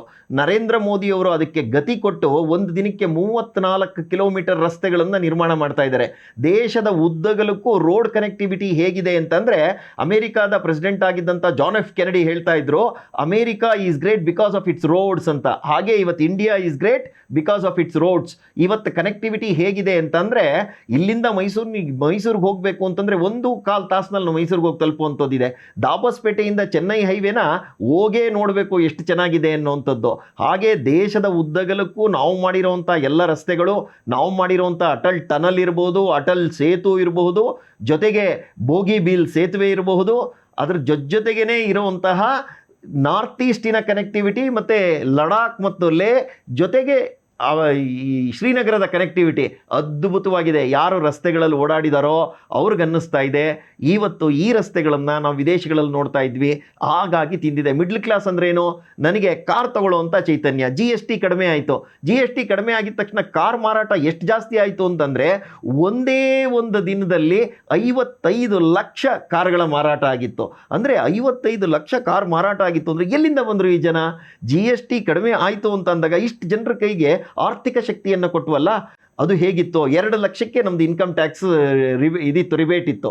12.75 ಲಕ್ಷಕ್ಕೆ ತೊಗೊಂಡೋದ್ವಿ. ನಾನೊಬ್ಬ ಮಿಡ್ಲ್ ಕ್ಲಾಸು, ನನ್ನ ಆದಾಯ ತಿಂಗಳಿಗೆ 1 ಲಕ್ಷ ಬರುತ್ತೆ ಅಂದರೆ 12 ಲಕ್ಷದ ಆದಾಯ. 12 ಲಕ್ಷನ ನೀವು ಮಿಡ್ಲ್ ಕ್ಲಾಸ್ ಅಂತ ಕರೆಯೋಕ್ಕಾಗಲ್ಲ, ಸ್ವಲ್ಪ ಅಪ್ಪರ್ ಮಿಡ್ಲ್ ಕ್ಲಾಸ್ ಅನ್ಬೋದು. ಅದ್ರ ಕೆಳಗಡೆ ಬರುವಂಥವ್ರು ಯಾರು ಟ್ಯಾಕ್ಸ್ ನೆಟ್ಗೆ ಬರಲ್ವಲ್ಲ. ಇಷ್ಟು ದೊಡ್ಡ ಟ್ಯಾಕ್ಸ್ ನೆಟ್ಟನ್ನು ಕೈಗೆ ನನಗೆ ಹಣ ಉಳೀತು ಅಂತ ಅಂದಾಗ ಅದೇ ಕಾರ್ಗಳ ಮೇಲೆ ಹೋಗಿರೋದು, ಅದೇ 2 ವೀಲರ್ ಮೇಲೆ ಹೋಗಿರೋದು, ಅದನ್ನೇ ಮನೆಗೆ ತಗೋಬೇಕು ಅಂತ ಮಾಡಿರೋದು. ಇವತ್ತೆಲ್ಲ ಬ್ಯಾಂಕ್ಗಳು ನಾನು ನಿಮಗೆ ಕಡಿಮೆ ಬಡ್ಡಿ ದರದಲ್ಲಿ ಲೋನ್ ಕೊಡ್ತೀನಿ ಮನೆ ಕಟ್ಕೊಳ್ಳೋದಕ್ಕೆ ಅಂದರೆ ಇಷ್ಟೊಂದು ಬೂಮ್ ಯಾಕಾಗಿದೆ ಮನೆ ತಗೊಳ್ಳೋವಂಥದ್ದಕ್ಕೆ? ಅಪಾರ್ಟ್ಮೆಂಟ್ಗಳು ನೀವು ನೋಡಬೇಕು, ಬರೀ ಬೆಂಗಳೂರಲ್ಲ, ಎಲ್ಲ ಬಿ ಟೌನ್ಗಳಲ್ಲೂ ಕೂಡ ಅಪಾರ್ಟ್ಮೆಂಟ್ ಬರ್ತಾ ಇದೆ. ಅಂದರೆ ಜನಕ್ಕೆ ಪರ್ಚೇಸಿಂಗ್ ಪವರ್ ಜಾಸ್ತಿ ಆಗಿದೆ, ಜನರ ಕೈನಲ್ಲಿ ಹಣದ ಶಕ್ತಿ ಕೊಟ್ಟಿದ್ದೀವಿ. GSTನಲ್ಲಿ ಈಗ 2 ಸ್ಲ್ಯಾಬ್ ನಾವು ತಂದಿರೋವಂಥದ್ದು, ಒಂದು 5% ಸ್ಲ್ಯಾಬು, ಇನ್ನೊಂದಿರೋವಂಥದ್ದು 16% ಸ್ಲ್ಯಾಬು. ಇವೆರಡು ಸ್ಲ್ಯಾಬ್ ಬಿಟ್ಟರೆ ನಮ್ಮ ಹತ್ರ ಇನ್ನೇನು ಸ್ಲ್ಯಾಬೇ ಇಲ್ಲ. ಮೊದಲಾದರೂ 3-4 ಸ್ಲ್ಯಾಬ್ಗಳಿತ್ತು, ಅದನ್ನೆಲ್ಲ ತೆಗೆದಾಕ್ಬಿಟ್ಟಿದ್ದೀವಿ ನಾವು. 2 ಸ್ಲ್ಯಾಬ್ನಲ್ಲಿ ನಾವು ಕೆಲಸ ಮಾಡ್ತಾ ಇದ್ದೀವಿ. ಹಾಗಾಗಿ ತುಂಬ ಕಡಿಮೆ ಜನಕ್ಕೆ, ಯಾರಿಗೆ ತುಂಬ ಬೇಕಾಗಿರುವಂಥದ್ದು ಅಂದರೆ ಮನೆಯಲ್ಲಿ ಟೂತ್ ಪೇಸ್ಟ್ ಇರ್ಬೋದು, ಬ್ರಷ್ ಇರ್ಬೋದು, ಅದಕ್ಕೆ ಯಾವುದೇ ರೀತಿಯಾದ ಟ್ಯಾಕ್ಸ್ ಇಲ್ಲ, ಪೂರ್ತಿ ತೆಗೆದಾಕ್ಬಿಟ್ಟಿದ್ದೀವಿ. ದಿನ ಬಳಕೆಯ ಸೋಪು ಟ್ಯಾಕ್ಸು ಆ ಥರದ ಸಣ್ಣ ಪುಟ್ಟದಕ್ಕೆ ಮೊದಲು ಕಾಂಗ್ರೆಸ್ ಸರ್ಕಾರದಲ್ಲಿ 16% ಟ್ಯಾಕ್ಸು 28% ಟ್ಯಾಕ್ಸು ಹಾಕಿದ್ರು. ಎಲ್ಲವನ್ನು ಮೂಲೆ ಗುಂಪು ಮಾಡಿ ಒಬ್ಬ ಕಟ್ಟ ಕಡೆಯ ವ್ಯಕ್ತಿಯನ್ನು ಮುಟ್ಟೋ ಅಂತ ಕೆಲಸ ಮಾಡಿದ್ದೀವಿ ನಾವು. ಪಂಡಿತ್ ದೀನ್ ದಯಾಳ್ ಉಪಾಧ್ಯಾಯರು ಕಟ್ಟ ಕಡೆಯ ವ್ಯಕ್ತಿಯನ್ನು ನೀವು ಮುಟ್ಟೋ ತನಕ ವಿರಮಿಸಬಾರದು ಅಂತ ಏನು ಹೇಳಿದ್ರು, ಆ ಕರೆಯ ಮೇರೆಗೆ GST ಇರಬಹುದು, ಅದು ಮಿಡ್ಲ್ ಕ್ಲಾಸ್ ಇರಬಹುದು, ಹಾಗೆಯೇ ಅಪ್ಪರ್ ಮಿಡ್ಲ್ ಕ್ಲಾಸ್ ಇರ್ಬೋದು, ಅವನು ಬಡತನ ರೇಖೆಗಿಂತ ಮೇಲಿದ್ದಾನೆ, ಅವನಿಗೆಲ್ಲ ಸುವಿಧೆ ಇದೆ ಅಂತಂದರೆ ಇನ್ಫ್ರಾಸ್ಟ್ರಕ್ಚರ್ ಡೆವಲಪ್ಮೆಂಟ್ ಕೊಟ್ಟಿದ್ದೀವಿ, ರೈಲ್ವೇಸ್ ಅದ್ಭುತವಾದಂಥ ಡೆವಲಪ್ಮೆಂಟ್ ಕೊಟ್ಟಿದ್ದೀವಿ, ಎಲ್ಲೇ ಆಗಲಿ ಅವನು ಒಂದೇ ಭಾರತ್ ರೈಲ್ನಲ್ಲಿ ಓಡಾಡುವಂಥ ಅನುಕೂಲತೆ ಕೊಟ್ಟಿದ್ದೀವಿ. ಏರ್ವೇಸ್ಗಳಲ್ಲಿ 74 ಇದ್ದಂಥದ್ದು 156 ಏರ್ಪೋರ್ಟ್ಗಳನ್ನು ಇವತ್ತು ಕಟ್ಕೊಟ್ಟಿದ್ದೀವಿ. ಒಬ್ಬ ಸಾಧಾರಣದವನು ಚಪ್ಪಲಿ ಹಾಕ್ಕೊಂಡಿರೋನು ಉಡಾನ್ನಲ್ಲಿ ಓಡಾಡ್ಬೋದು ಅನ್ನೋ ಥರ ಕೊಟ್ಟಿದ್ದೀವಿ. 2,000 ರೂಪಾಯಿಗೆ ಅವನು ಎಲ್ಲಿ ಬೇಕಾದರೂ ಟ್ರಾವೆಲ್ ಮಾಡ್ಬೋದು. ನಾನು ಒರಿಸ್ಸಾದಿಂದ ಬೆಂಗಳೂರಿಗೆ ಬರ್ತಾ ಇದ್ದೆ, ತುಂಬ ಜನ ಕಾರ್ಮಿಕರು ಹತ್ಕೊಂಡು ಕೂತ್ಕೊಂಡ್ರು. ಆವಾಗ ನನಗೆ ಒರಿಸ್ಸಾ ಭಾಷೆ ಬರಲ್ಲ, ಅರಕು ಮುರುಕು ಹಿಂದಿನಲ್ಲಿ ಮಾತನಾಡ್ತಾ ಇದ್ದೆ. ಅದಕ್ಕೆ ಅವ್ರು ಹೇಳಿದ್ರು, ಹಮ್ ಬೆಂಗಳೂರು ಆ ರಹೆ ಹೇ ಕಾಮ್ ಕರ್ತೆ ಹೇ, ಕನ್ಸ್ಟ್ರಕ್ಷನ್ ಕೆಲಸನ ನಾವು ಮಾಡ್ತೀವಿ ಅಂತಂದರು. ಏನು ನೀವು ಏರೋಪ್ಲೇನಲ್ಲಿ ಬರ್ತಾ ಇದ್ದೀರಲ್ಲ, ನಮ್ಮ ಕಾಂಟ್ರಾಕ್ಟ್ರ್ ಎಲ್ಲ 2,000 ರೂಪಾಯಿ ಅಷ್ಟೇ ರೇಟು, ಹಾಗಾಗಿ ನೀವೆಲ್ಲ ಅದ್ರಲ್ಲಿ ಬಂದುಬಿಡ್ರಿ, ಯಾಕೆ 2 ದಿನ ಟ್ರೈನಲ್ಲಿ ಬರ್ತೀರಿ ಅಂತಂದು ನಮಗೆಲ್ಲ ಏರೋಪ್ಲೇನಲ್ಲಿ ಕರ್ಕೊಂಬಂದರು. ಮತ್ತು ವಾಪಸ್ ಹೋಗೋವಾಗ ನಮ್ಮನ್ನು ವಾಪಸ್ ಏರೋಪ್ಲೇನ್ನಲ್ಲೇ ಕಳಿಸ್ತೀನಿ ಅಂತ ಹೇಳೇ ಕರೆಸ್ಕೋತಾ ಇದ್ದಾರೆ ಅಂಥೇಳಿ ನಾನು ಹೇಳೋದು. ಒಬ್ಬ ಕೂಲಿ ಕಾರ್ಮಿಕನೂ ಕೂಡ, ಒಬ್ಬ ಮೇಜನ್ ಮಾಡೋವಂಥವನು ಕೂಡ ಏರೋಪ್ಲೇನಲ್ಲಿ ಓಡಾಡುವಂಥ ದಿನಗಳನ್ನು ನಾವು ತಂದಿದ್ದೀವಿ. ಇದನ್ನು ನಾವು ಅಚ್ಚೇ ದಿನ್ ಅಂದೆ ಇನ್ನೇನು ಅಂತ ಕರಿಬೇಕು. ಅಂದರೆ ಜನಕ್ಕೆ ಸುವಿಧವಾದಂಥ ರಸ್ತೆಗಳು, ಒಳ್ಳೆಯ ಸೌಕರ್ಯಗಳು, ಹಾಗೇ ಆಂತರಿಕ ಭದ್ರತೆ ಮತ್ತು ಬಾಹ್ಯ ಭದ್ರತೆ. ನನಗೆ ನೆನಪಿದೆ, ಬೆಂಗಳೂರಿನಲ್ಲಿ ಬಾಂಬ್ ಬ್ಲಾಸ್ಟು, ಪೂನಾದಲ್ಲಿ ಬಾಂಬ್ ಬ್ಲಾಸ್ಟು, ಡೆಲ್ಲಿನಲ್ಲಿ ಬಾಂಬ್ ಬ್ಲಾಸ್ಟು, ಎಲ್ಲ ಕಡೆನೂ ಬಾಂಬ್ ಬ್ಲಾಸ್ಟು. ನನ್ನ ಮಗಳೇನಾದರೂ ಒಳಗಡೆ ಕಾಲಿಟ್ರೆ ಹುಷಾರು, ಎಚ್ಚರಿಕೆ, ಎಲ್ಲೋ ಒಂದು ಕಡೆ ಹೋಗ್ಬೇಡ, ಮಾಲ್ಗೆ ಹೋಗ್ಬೇಡ, ಅಲ್ಲಿಗೆ ಹೋಗ್ಬೇಡ, ಇಲ್ಲಿಗೆ ಹೋಗ್ಬೇಡ ಅಂತ ಎಚ್ಚರಿಕೆ ಕೊಡ್ತಾ ಇದ್ವಿ. ಈಗ ಹೋಗಿದ ತಕ್ಷಣ ವಾಪಸ್ ಬಾ, ಬಾಂಬ್ ಬ್ಲಾಸ್ಟ್ ಆಗುತ್ತೆ ಅಂತ. BJP ಆಫೀಸಿನ ಮುಂದೆನೂ ಬಾಂಬ್ ಬ್ಲಾಸ್ಟ್ ಆಗಿತ್ತು, ಚಿನ್ನಸ್ವಾಮಿ ಸ್ಟೇಡಿಯಂನಲ್ಲಿ ಬಾಂಬ್ ಬ್ಲಾಸ್ಟ್ ಆಗಿತ್ತು. ಇವತ್ತು ಎಲ್ಲೋ ಕೆಲವು ಕಡೆ, ಅದು ಕಾಶ್ಮೀರದ ಕೆಲವು ಜಾಗಗಳಲ್ಲಿ ಬಾಂಬ್ ಬ್ಲಾಸ್ಟ್ ಆಗಿದ್ದು ಬಿಟ್ಟರೆ ಈ 12 ವರ್ಷದಲ್ಲಿ ದೇಶದಲ್ಲಿ by and large bomb blast ಅನ್ನೋದು ಬಂದಾಗೋಯ್ತು. ಅಂದರೆ ಜನಕ್ಕೆ ಭದ್ರತೆ ಅನ್ನೋದು ಇನ್ನೇನು ಬೇಕು, ಎಲ್ಲಿ ಬೇಕಾದರೂ ಓಡಾಡ್ಬೋದು, ಎಷ್ಟೊತ್ತಿನಲ್ಲಿ ಬೇಕಾದರೂ ಓಡಾಡ್ಬೋದು, ಎಲ್ಲೋ ಬಾಂಬ್ ಧಮಾಕ ಆಗುತ್ತೆ ಅನ್ನೋಂಥದ್ದಿಲ್ಲ. ಇದಿದೆಯಲ್ಲ, ಇದನ್ನು ಅಚ್ಚೇ ದಿನ ಅಂತಾರೆ. ಅಂದರೆ ದೇಶದ ಆಂತರಿಕ ಭದ್ರತೆ, ದೇಶದಲ್ಲಿ ಎಲ್ಲಿ ಬೇಕಾದರೂ ಓಡಾಡುವಂಥ ಸುವಿಧಾ, ಹಾಗೆಯೇ ಓಡಾಡುವಂಥದ್ದಕ್ಕೆ ಉತ್ತಮವಾದಂಥ ರಸ್ತೆಗಳು, ಟ್ರೈನ್ ವ್ಯವಸ್ಥೆ, ಅದಕ್ಕೆ ಬೇಕಾದಂಥ ಸಂಪನ್ಮೂಲ, ತನಗೆ ಬರ್ತಾ ಇರುವಂಥ ಸಂಪಾದನೆಯಲ್ಲಿ ಸಾಕಷ್ಟು ಹಣ ಉಳಿಯುತ್ತೆ ಅನ್ನೋವಂಥದ್ದು ಇದೆಯಲ್ಲ, ಇದೇ ಅಚ್ಚೇ ದಿನ್. ಅದನ್ನು ನಾವು ಕೊಟ್ಬಿಟ್ಟಿದ್ದೀವಿ ಈಗಾಗಲೇ. ಅಂದರೆ ನೀವು ಹೇಳ್ತಿರೋದೆಲ್ಲ ಕಾಸ್ಮೆಟಿಕ್ ಇಶ್ಯೂಸ್ ಆಯಿತು. ಆದರೆ ಮೂಲಭೂತವಾಗಿ ನನ್ನ ಹೊಟ್ಟೆ ತುಂಬಬೇಕಲ್ಲ, ನನಗೆ ಉದ್ಯೋಗ ಬೇಕು. ಹೈವೇ ಮಾಡಿದ್ರಿಂದ ಉದ್ಯೋಗ ಬರುತ್ತೆ, ಇಲ್ಲ ಏರ್ಪೋರ್ಟ್ ಮಾಡಿದ್ರಿಂದ ನನ್ನ ಹೊಟ್ಟೆ ತುಂಬುತ್ತೆ, ಇನ್ಯಾವುದೋ ದೊಡ್ಡ ದೊಡ್ಡ ಇಂಡಸ್ಟ್ರಿಗಳು ಬರೋದ್ರಿಂದ ನನ್ನ ಹೊಟ್ಟೆ ತುಂಬುತ್ತೆ, ಬಡವರು ನಾನು ಹೇಳ್ತಾ ಇರೋದು ಅನ್ನುವಂಥದ್ದು ಎಲ್ಲೂ ಕಾಣ್ತಾ ಇಲ್ಲ. ಸೊ ಇವೆಲ್ಲ ಮಾಡೋದ್ರಿಂದ ನನ್ನ ಬದುಕು ಹೇಗೆ ಹಸನಾಗುತ್ತೆ ಅನ್ನುವಂಥದ್ದು ಮೂಲಭೂತವಾಗಿ ಒಬ್ಬ ಬಡವ ಪ್ರಶ್ನೆ ಮಾಡ್ತಿದ್ದಾನೆ ಅನ್ನುವಂಥದ್ದು ವಿರೋಧ ಪಕ್ಷಗಳ ಆರೋಪ. ನೋಡಿ, ರಸ್ತೆ ನಿರ್ಮಾಣ ಅಂತಂದರೆ ತಾನೇ ತಾನಾಗಲ್ಲ. ರಸ್ತೆ ಅಂತಂದರೆ ಲೇಬರ್ ಈಸ್ ಇನ್ವಾಲ್ವ್ಡ್. ಏರ್ಪೋರ್ಟ್ ಕಟ್ತೀವಿ ಅಂತಂದರೆ ಏರ್ಪೋರ್ಟ್ ತಾನಾಗಿ ನಿರ್ಮಾಣ ಆಗಲ್ಲ, ಏರ್ಪೋರ್ಟ್ನಲ್ಲೂ ಲೇಬರ್ ಈಸ್ ಇನ್ವಾಲ್ವ್ಡ್. ಮತ್ತು ಇನ್ನೊಂದೇನು ಅಂತಂದರೆ, ಎಷ್ಟು ಉಕ್ಕು ಬಳಸ್ತಾ ಇದ್ದೀವಿ, ಎಷ್ಟು ಸಿಮೆಂಟ್ ಬಳಸ್ತಾ ಇದ್ದೀವಿ, ಎಷ್ಟು ನಾವು ಈ ಎಲ್ಲ ಕನ್ಸ್ಟ್ರಕ್ಷನ್ ಕೆಲಸದಲ್ಲಿ ತೊಡ್ಕೊಂಡಿದ್ದೀವಿ ಅಂತಂದರೆ ಎಲ್ಲವೂ ಕೂಡ ಲೇಬರ್ ಡಾಮಿನೇಟೆಡ್ ಇಂಡಸ್ಟ್ರಿನೇ. ಯಾವುದೂ ಕೂಡ ಲೇಬರ್ನ ಹೊರತಾಗಿರುವಂಥ ಇಂಡಸ್ಟ್ರಿ ಅಲ್ಲ. ಲೇಬರ್ ಅಂತ ಅಂದರೆ ಅತಿ ಇಂಟೆನ್ಸಿವ್ ಲೇಬರ್ನ ಇನ್ವಾಲ್ವ್ ಮಾಡ್ಕೊಳ್ಳೋವಂಥ ಜಾಗ. ಇಷ್ಟು ದೊಡ್ಡ ಪ್ರಗತಿ ಆಗ್ತಾ ಇದೆ ಅಂತ ಅಂದಾಗ ಇದು ಎಲ್ಲದರಲ್ಲೂ ಲೇಬರ್ ಸೇರಿಕೊಂಡಿದೆ. ಮತ್ತು ಇನ್ನೊಂದೇನು ಅಂತಂದರೆ, ಸುಮಾರು 18 ಕೋಟಿ ಜನರನ್ನ ನಾವು PF ಫಂಡ್ಗಳಲ್ಲಿ ತಂದಿದ್ದೀವಿ ಅಂತ ಅಂದ್ಬಿಟ್ಟು ಒಂದು ವರದಿ ತೋರಿಸ್ತಾ ಇದೆ. 18 ಕೋಟಿ ಜನನ್ನ PF ಫಂಡ್ ಒಳಗಡೆ ತರಬೇಕು ಅಂತಂದರೆ, ಈಗ ನಾನೊಬ್ಬ ಎಂಪ್ಲಾಯರ್ ಆಗಬೇಕು ಅಂತಂದರೆ, ಎಂಪ್ಲಾಯಿನ ಇಟ್ಕೊಂಡ್ರೆ ನಾನು ಎಂಪ್ಲಾಯರ್ ಆಗ್ತೀನಿ. ಅವನು ನನಗೆ 100 ರೂಪಾಯಿ ಕೊಟ್ಟರೆ ನಾನು 100 ರೂಪಾಯಿ ಕೊಡಬೇಕು. ಅಂದರೆ ಆ 100 ರೂಪಾಯಿ ಕೊಡುವಂಥದ್ದು ನನ್ನ ಕಡೆಯಿಂದ ಹೋಗಬೇಕು ಅಂತಂದರೆ ನನ್ನ ಲಿಸ್ಟಲ್ಲಿ ತೋರಿಸ್ಬೇಕು. ಅಂಥದ್ದು 18 ಕೋಟಿ ಜನ ಇದ್ದಾರೆ ಅಂತ ಅಂದರೆ 18 ಕೋಟಿ ಜನಕ್ಕೆ ಉದ್ಯೋಗ ಸಿಕ್ಕಿದೆ ಒಂದಲ್ಲ ಒಂದು ರೀತಿಯಲ್ಲಿ. ನರೇಂದ್ರ ಮೋದಿ ಬಂದ ಮೇಲೆ ಗೌರ್ಮೆಂಟ್ ಉದ್ಯೋಗನ ಕೊಡ್ತೀವಿ ಅಂತ ಹೇಳಿಲ್ಲ, ನಾವು ಉದ್ಯೋಗವನ್ನು ಸೃಷ್ಟಿ ಮಾಡ್ತೀವಿ ಅಂತ ಹೇಳಿದ್ದೀವಿ. ಅದು ಯಾವುದೇ ಸೆಕ್ಟಾರ್ ಆಗ್ಬೋದು. ಮತ್ತು ಉದ್ಯೋಗವನ್ನು ಸೃಷ್ಟಿ ಮಾಡುವಂಥ ಜನನ ಮಾಡ್ತೀವಿ. ಇವತ್ತಿನವರೆಗೂ ಪ್ರಶ್ನೆ ಇರೋದು ಏನು ಅಂತಂದ್ರೆ, ಎಲ್ಲಪ್ಪ 2 ಕೋಟಿ ಉದ್ಯೋಗ, ವರ್ಷಕ್ಕೆ 2 ಕೋಟಿ ಉದ್ಯೋಗ ಕೊಡ್ತೀನಿ, ಎಲ್ಲೋಯ್ತು? ಅದೇ ಈಗ 18 ಕೋಟಿ ಜನನ್ನ PF ಇಂದ ತಂದಿದ್ದೀವಿ ಅಂತ ಅಂದರೆ 12 ವರ್ಷದಲ್ಲಿ ನೀವು ಲೆಕ್ಕ ಹಾಕ್ಬಿಟ್ರೆ ಅದನ್ನು ಹತ್ತತ್ರ 1 ಕೋಟಿ ದಾಟ್ಕೊಂಡು ಹೊಟ್ಟೋಗ್ಬಿಟ್ಟಿದ್ದೀವಲ್ಲ. ನಾನು ಹೇಳುವಂಥದ್ದು ಇದೆಲ್ಲವೂ ಕೂಡ ಆಲ್ಮೋಸ್ಟ್ ಒಂದು ರೀತಿ ಸೆಮಿ ಆರ್ಗನೈಸ್ಡ್ ಸೆಕ್ಟಾರ್ಗೆ ಬಂದ್ಬಿಟ್ಟಿದ್ದೀವಿ ನಾವು. ಹಾಗೇನೆ ಕೋವಿಡ್ ಸಂದರ್ಭದಲ್ಲಿ ನಾವು ಯಾರು ಕೂಲಿ ಕಾರ್ಮಿಕ ಇದ್ದಾನೋ ಇವನಿಗೆ ನಾವು ಕಾರ್ಡ್ ಕೊಟ್ವಿ, ಕೂಲಿ ಕಾರ್ಮಿಕನ ಕಾರ್ಡ್ ಕೊಟ್ಟು ರೇಷನ್ ಕೊಟ್ಟು ನೀನು ಬದುಕು ಹಸನಾಗಬೇಕು ಅಂತ ಅಂದಾಗ ಎಲ್ಲರೂ ಕೂಡ ಅಪ್ಲೈ ಮಾಡಿ ತೊಗೊಂಡಿದ್ದಾರೆ. ಇವತ್ತು ಆ ತೊಗೊಂಡಿರೋವಂಥ ಜನ ಸುಮ್ಮನೆ ತೊಗೊಂಡಿಲ್ವಲ್ಲ, ಏನೋ ಒಂದು ದಾಖಲೆ ತೋರಿಸೇ ಇದ್ದಾರೆ. ನಾನು ಕೂಲಿ ಕಾರ್ಮಿಕನಾಗಿ ದುಡಿತಾ ಇದ್ದೀನಿ, ನಾನು ಇಲ್ಲಿ ಮನೆ ಕಟ್ಟಡ ಕಟ್ಟುವಂಥ ಕಾರ್ಮಿಕನಾಗಿ ಕೆಲಸ ಮಾಡ್ತಾ ಇದ್ದೀನಿ, ಅವರೆಲ್ಲರಿಗೂ ಅನುಕೂಲತೆ ಸಿಕ್ಕಿದೆ ಅಂತಂದರೆ ನಾನು ಹೇಳೋ ಅಂಥದ್ದು ಇವರೆಲ್ಲರೂ ಕೂಡ ಕೆಲಸ ಮಾಡದೇ ಇದನ್ನು ತೊಗೊಂಡ್ಬಿಡೋಕ್ಕೆ ಸಾಧ್ಯ ಆಯಿತಾ? ಕೆಲಸ ಮಾಡೇ ತೊಗೊಂಡಿದ್ದಾರೆ ಅಂತಂದರೆ ESIಗೆ ಇವ್ರನ್ನೆಲ್ಲರೂ ಕೂಡ ಅಟ್ಯಾಚ್ ಮಾಡೋವಂಥ ಒಂದು ವ್ಯವಸ್ಥೆನೂ ಇದೆ. ಅದರಲ್ಲಿ ಬಂದಿರುವಂಥವ್ರ ಸಂಖ್ಯೆ ನೋಡಿದ್ರೆ ಅಲ್ಲೂ ಕೂಡ ಕೋಟ್ಯಾಂತರ ಜನ ಸೇರ್ಕೊಂಡಿದ್ದಾರೆ. ಹಾಗಾಗಿ ಎಲ್ಲೋ ಒಂದು ಕಡೆ ಜನಕ್ಕೆ ಒಂದಲ್ಲ ಒಂದು ಉದ್ಯೋಗದ ಆಪರ್ಚುನಿಟಿಗಳನ್ನು ಸೃಷ್ಟಿಸಿದ್ದೀವಿ ನಾವು, ಮತ್ತು ಅದನ್ನು ಜನ ಎಕ್ಸ್ಪ್ರೆಸ್ ಮಾಡ್ತಾ ಇದ್ದಾರೆ. ಅಂದರೆ ಈಗ ನಾನು ಹೇಳುವಂಥದ್ದು, ಯಾರೋ ಒಬ್ಬ ತನಗೆ ಈ ಉದ್ಯೋಗ ಸಿಕ್ಕಿದೆ ಅನ್ನೋದನ್ನು PF ಮಾಡಿಸೋದ್ರ ಮೂಲಕನೋ ಅಥವಾ ತಾನು ಪರ್ಚೇಸ್ ಮಾಡುವಂಥ ಕಮಾಡಿಟಿಗಳ ಮೂಲಕನೋ ಎಲ್ಲದರಲ್ಲೂ ಏನು ಹೇಳ್ತಾ ಇದೆ, ಈಗ ಎಲ್ಲ ಕಡೆನೂ ಮಾಲ್ಗಳಲ್ಲಿ ವ್ಯಾಪಾರ ತ್ರಿಗುಣಗೊಂಡಿದೆ, ದ್ವಿಗುಣನೂ ಅಲ್ಲ ತ್ರಿಗುಣಗೊಂಡಿದೆ. ಮಾಲ್ಗಳಿಗೆ ಬರ್ತಾ ಇರುವಂಥವ್ರು ಅತ್ಯಂತ ಸಾಧಾರಣ ಕುಟುಂಬಗಳಿಂದ ಬರ್ತಾ ಇದ್ದಾರೆ. ಒಂದು ದಿನ ಎಕ್ಸ್ಕರ್ಷನ್ ರೀತಿಯಲ್ಲಿ ಬಂದು ಇಲ್ಲಿ ಕಾಲ ಕಳೀತಾ ಇದ್ದಾರೆ, ಇಲ್ಲಿರುವಂಥ ಸುವಿಧೆಗಳನ್ನು ಅನ್ನುವಂಥದ್ದನ್ನು ಒಂದು ಪಿಕ್ಚರ್ ಸಮೇತ ನೋಡಿದ್ದೀನಿ ನಾನು. ಅದರಲ್ಲಿ ನೋಡ್ತು ಅಂತಂದರೆ ಸಾಧಾರಣ ಮನೆಗಳಿಂದ ಬಂದಂಥವರು ಒಂದು ರೀತಿ ಪಿಕ್ನಿಕ್ಗೆ ಹೋಗ್ತೀವಿ ಅನ್ನೋ ರೀತಿಯಲ್ಲಿ ಹೋಗಿ ಬೆಳಿಗ್ಗೆ ಹೋಗಿ ಏನೇನು ಸಾಮಾನು ಬೇಕೋ ತೊಗೊಂಡು ಖುಷಿ ಪಟ್ಕೊಂಡು ಆಚೆ ಬರ್ತಾ ಇರೋದು. ಅವರನ್ನು ನಾವು ನೋಡಿದಾಗ ಅವ್ರು ಯಾರೋ ಎಲೀಟ್ ಕ್ಲಾಸ್ ಅಲ್ಲ, ಸಾಧಾರಣರು. ಅಂದರೆ ನಾನು ಹೇಳೋವಂಥದ್ದು, ಒಬ್ಬ ವ್ಯಕ್ತಿಗೆ ಉದ್ಯೋಗವನ್ನು ಸೃಷ್ಟಿ ಮಾಡ್ತಾ ಅಕಸ್ಮಾತ್ ಉದ್ಯೋಗ ಸಿಗದೇ ಇದ್ದರೆ ನಿನ್ನ ಬದುಕು ತೊಂದರೆ ಆಗಬಾರ್ದು ಅಂಥೇಳಿ ನಾವು ಕೊಡ್ತಾ ಇರೋವಂಥ 5 kg ಅಕ್ಕಿನೋ ಏನೋ ಧಾನ್ಯ, ಹಾಗೆ ಉಚಿತ ಗ್ಯಾಸ್ ಸಿಲಿಂಡ್ರು, ಮತ್ತು ಅವನ ಕೈಗೆ ಕನಿಷ್ಠ ಅವನು ಗ್ರಾಮಾಂತರದಲ್ಲಿದ್ದರೆ VBG ರಾಮ್ಜಿನಲ್ಲಿ 100 ದಿನದಿಂದ 125 ದಿನಕ್ಕೆ ಅವನ ಉದ್ಯೋಗವನ್ನು ನಾವು ಹೆಚ್ಚು ಮಾಡಿದ್ದೀವಿ. ಸರ್, VBG ರಾಮ್ಜಿನಲ್ಲೂ ಕೂಡ ಈಗ ನೀವು ಹಲವಾರು ಬದಲಾವಣೆಗಳಂತಂದ್ರಿ, ಅದು ಬಡವರ ವಿರೋಧಿ ಬದಲಾವಣೆಗಳು. ಇದು ಒಂದು ಆರೋಪ ದೊಡ್ಡ ಮಟ್ಟದಲ್ಲಿ ಕರ್ನಾಟಕದಲ್ಲೇ ಆಗ್ತಾ ಇದೆ. ನೋಡಿ, ಕರ್ನಾಟಕದಲ್ಲಿ ಅವ್ರು ಮಾಡೇ ಮಾಡ್ತಾರೆ. ಯಾಕೆಂದರೆ ಕರ್ನಾಟಕದ ಎಲ್ಲ ಜಿಲ್ಲೆಗಳನ್ನು ಭಾರತೀಯ ಜನತಾ ಪಕ್ಷ ಸರ್ವೆ ಮಾಡಿದಾಗ ಎಲ್ಲನೂ ಕೂಡ JCBಗಳನ್ನು ಎಂಪ್ಲಾಯ್ ಮಾಡಿ ಉದ್ಯೋಗಿಗಳಿಗೆ ಉದ್ಯೋಗ ಕೊಡದೆ ಉದ್ಯೋಗದವರ ದೊಡ್ಡ ಲಿಸ್ಟ್ ಇಟ್ಕೊಂಡು ಆ ಲಿಸ್ಟ್ನಲ್ಲಿ ಅವ್ರಿಗೆ ಅರ್ಧ ಸಂಬಳ ಕೊಟ್ಟು ಇನ್ನು ಅರ್ಧ ಸಂಬಳನ ಮಿಡ್ಲ್ ಮೆನ್ಗಳು ತೊಗೊಂಡಿರುವಂಥದ್ದು ಗೋಚರ ಆಗಿತ್ತು. ಮತ್ತು ಇದನ್ನು ಯಾರು ನಡೆಸ್ತಾ ಇದ್ರು ಅಂತಂದರೆ ತುಂಬ ಜನ ರಾಜಕೀಯ ಕೃಪಾಪೋಷಿತ ನಾಟಕ ಮಂಡಳಿ ಥರನೇ ನಡೆಸ್ತಾ ಇದ್ರು. ಹಾಗಾಗಿ ಇವಾಗ ಅವ್ರಿಗೆ ಭಯ ಏನು ಬಂದ್ಬಿಟ್ಟಿದೆ ಅಂತಂದರೆ, ಇದು 100 ದಿನದಿಂದ 125 ದಿನಕ್ಕಾಗಿರುವಂಥದ್ದು ಅಷ್ಟೇ ಅಲ್ಲ, ಕೂಲಿಯ ಹಣವೂ ಕೂಡ ಜಾಸ್ತಿ ಮಾಡಿ, ಮತ್ತು ಇನ್ನೊಂದು ಅವ್ರು ಎಲ್ಲಿರ್ತಾರೋ ಆ ಜಾಗದಿಂದನೇ ಗೂಗಲ್ ಪಿಕ್ಚರ್ಸ್ನ ತೆಗೆದು ಕಳಿಸ್ಬೇಕು ಅಂತ. ಕರ್ನಾಟಕದಲ್ಲಿ ಪುರುಷರು ಮಹಿಳೆಯ ವೇಷಧಾರಿಣಿಯಾಗಿ ಗೂಗಲ್ ಪಿಕ್ಚರ್ನ ಕಳಿಸಿದ್ದಾರೆ, ಸಿಕ್ಕು ಬಿದ್ದಿದ್ದಾರೆ. ಇದನ್ನೆಲ್ಲನೂ ಕೂಡ ನಾವು ಆಚೆ ತೆಗೆದಿದ್ದೀವಿ. ಇದನ್ನೆಲ್ಲ ದೇಶದಲ್ಲಿ ಸ್ಟಡಿ ಮಾಡಾದ ಮೇಲೆ ನರೇಂದ್ರ ಮೋದಿ ಅವರು ಒಂದೇ ದಿನಕ್ಕೆ ಮಾಡಲಿಲ್ಲ. ಬಂದು 12 ವರ್ಷ ಆಗಿದೆ. 11 ವರ್ಷಗಳ ಅನುಭವನ ಇಟ್ಕೊಂಡು ಇದರಲ್ಲಿ ಮಾರ್ಪಾಡು ತರಲೇಬೇಕು. ಇದಕ್ಕೆ ಒಂದು ಸರಿಯಾದಂಥ ರೀತಿಯಲ್ಲಿ ತಲುಪೋ ರೀತಿಯಲ್ಲಿ ಆಗಬೇಕು. ಇದು ಡಿಜಿಟಲೀಕರಣ ಆಗಬೇಕು. ಮತ್ತು ಆನ್ ದ ಸ್ಪಾಟ್ ಅವ್ರು ಎಲ್ಲಿ ಕೆಲಸ ಮಾಡ್ತಾರೋ ಅದು ದಾಖಲಾಗಬೇಕು. ಅವರಿಗೆ ಒಂದೇ ವಾರದೊಳಗಡೆಗೆ ಕೂಲಿ ತಲುಪಬೇಕು. ಇವತ್ತು ರಿಜಿಸ್ಟ್ರಲ್ಲಿ ಸೈನ್ ಮಾಡಿಸ್ಕೊಂಡು 1 ತಿಂಗಳಿಗೋ 2 ತಿಂಗಳಿಗೋ ತಲುಪಿಸೋದಲ್ಲ ಅಂಥೇಳಿ ಒಂದು DBTನಲ್ಲಿ ಟ್ರಾನ್ಸ್ಫರ್ ಆಗಬೇಕು ಅಂತಿದೆ. ಇದೆಲ್ಲವೂ ಕೂಡ ಸಂಕಟ ಆಗೋಗಿದೆ. ಈ ಸಂಕಟದಿಂದ ಕಾಂಗ್ರೆಸ್ ಸರ್ಕಾರ ಅದ್ರ ವಿರುದ್ಧ ಇಲ್ಲ ಸಲ್ಲದ ಆರೋಪ ಮಾಡಿದೆ. ಇಡೀ ದೇಶದಲ್ಲಿ ಯಾರೂ ಕೂಡ ಇದ್ರ ಬಗ್ಗೆ ಮಾತನಾಡಿಲ್ಲ. ಕಾಂಗ್ರೆಸ್ ಸರ್ಕಾರ ಕರ್ನಾಟಕದಲ್ಲಿ ಮಾತ್ರ ಮಾಡಿದೆ ಅಂತಂದರೆ ಕಾರಣ ಏನು? ಇದರಿಂದ ಇರುವಂಥ ಹುನ್ನಾರಗಳೇನು? ಯೋಚನೆ ಮಾಡಬೇಕು.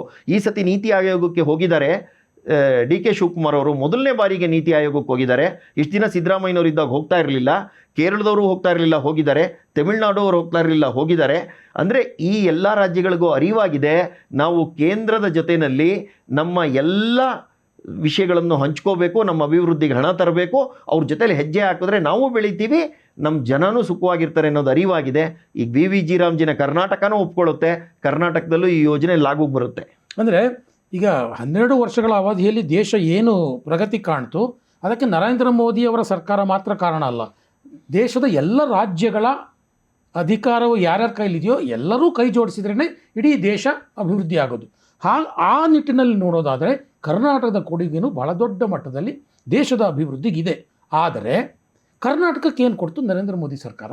ನೋಡಿ, ಕೊಡುವಂಥ ಟ್ಯಾಕ್ಸನ್ನೇ ಸರಿಯಾಗಿ ಕೊಡ್ತಿಲ್ಲ ಅನ್ನುವಂಥ ಆರೋಪ, ಜೊತೆಗೆ ಕರ್ನಾಟಕಕ್ಕೆ ಏನೂ ಕೊಟ್ಟಿಲ್ಲ.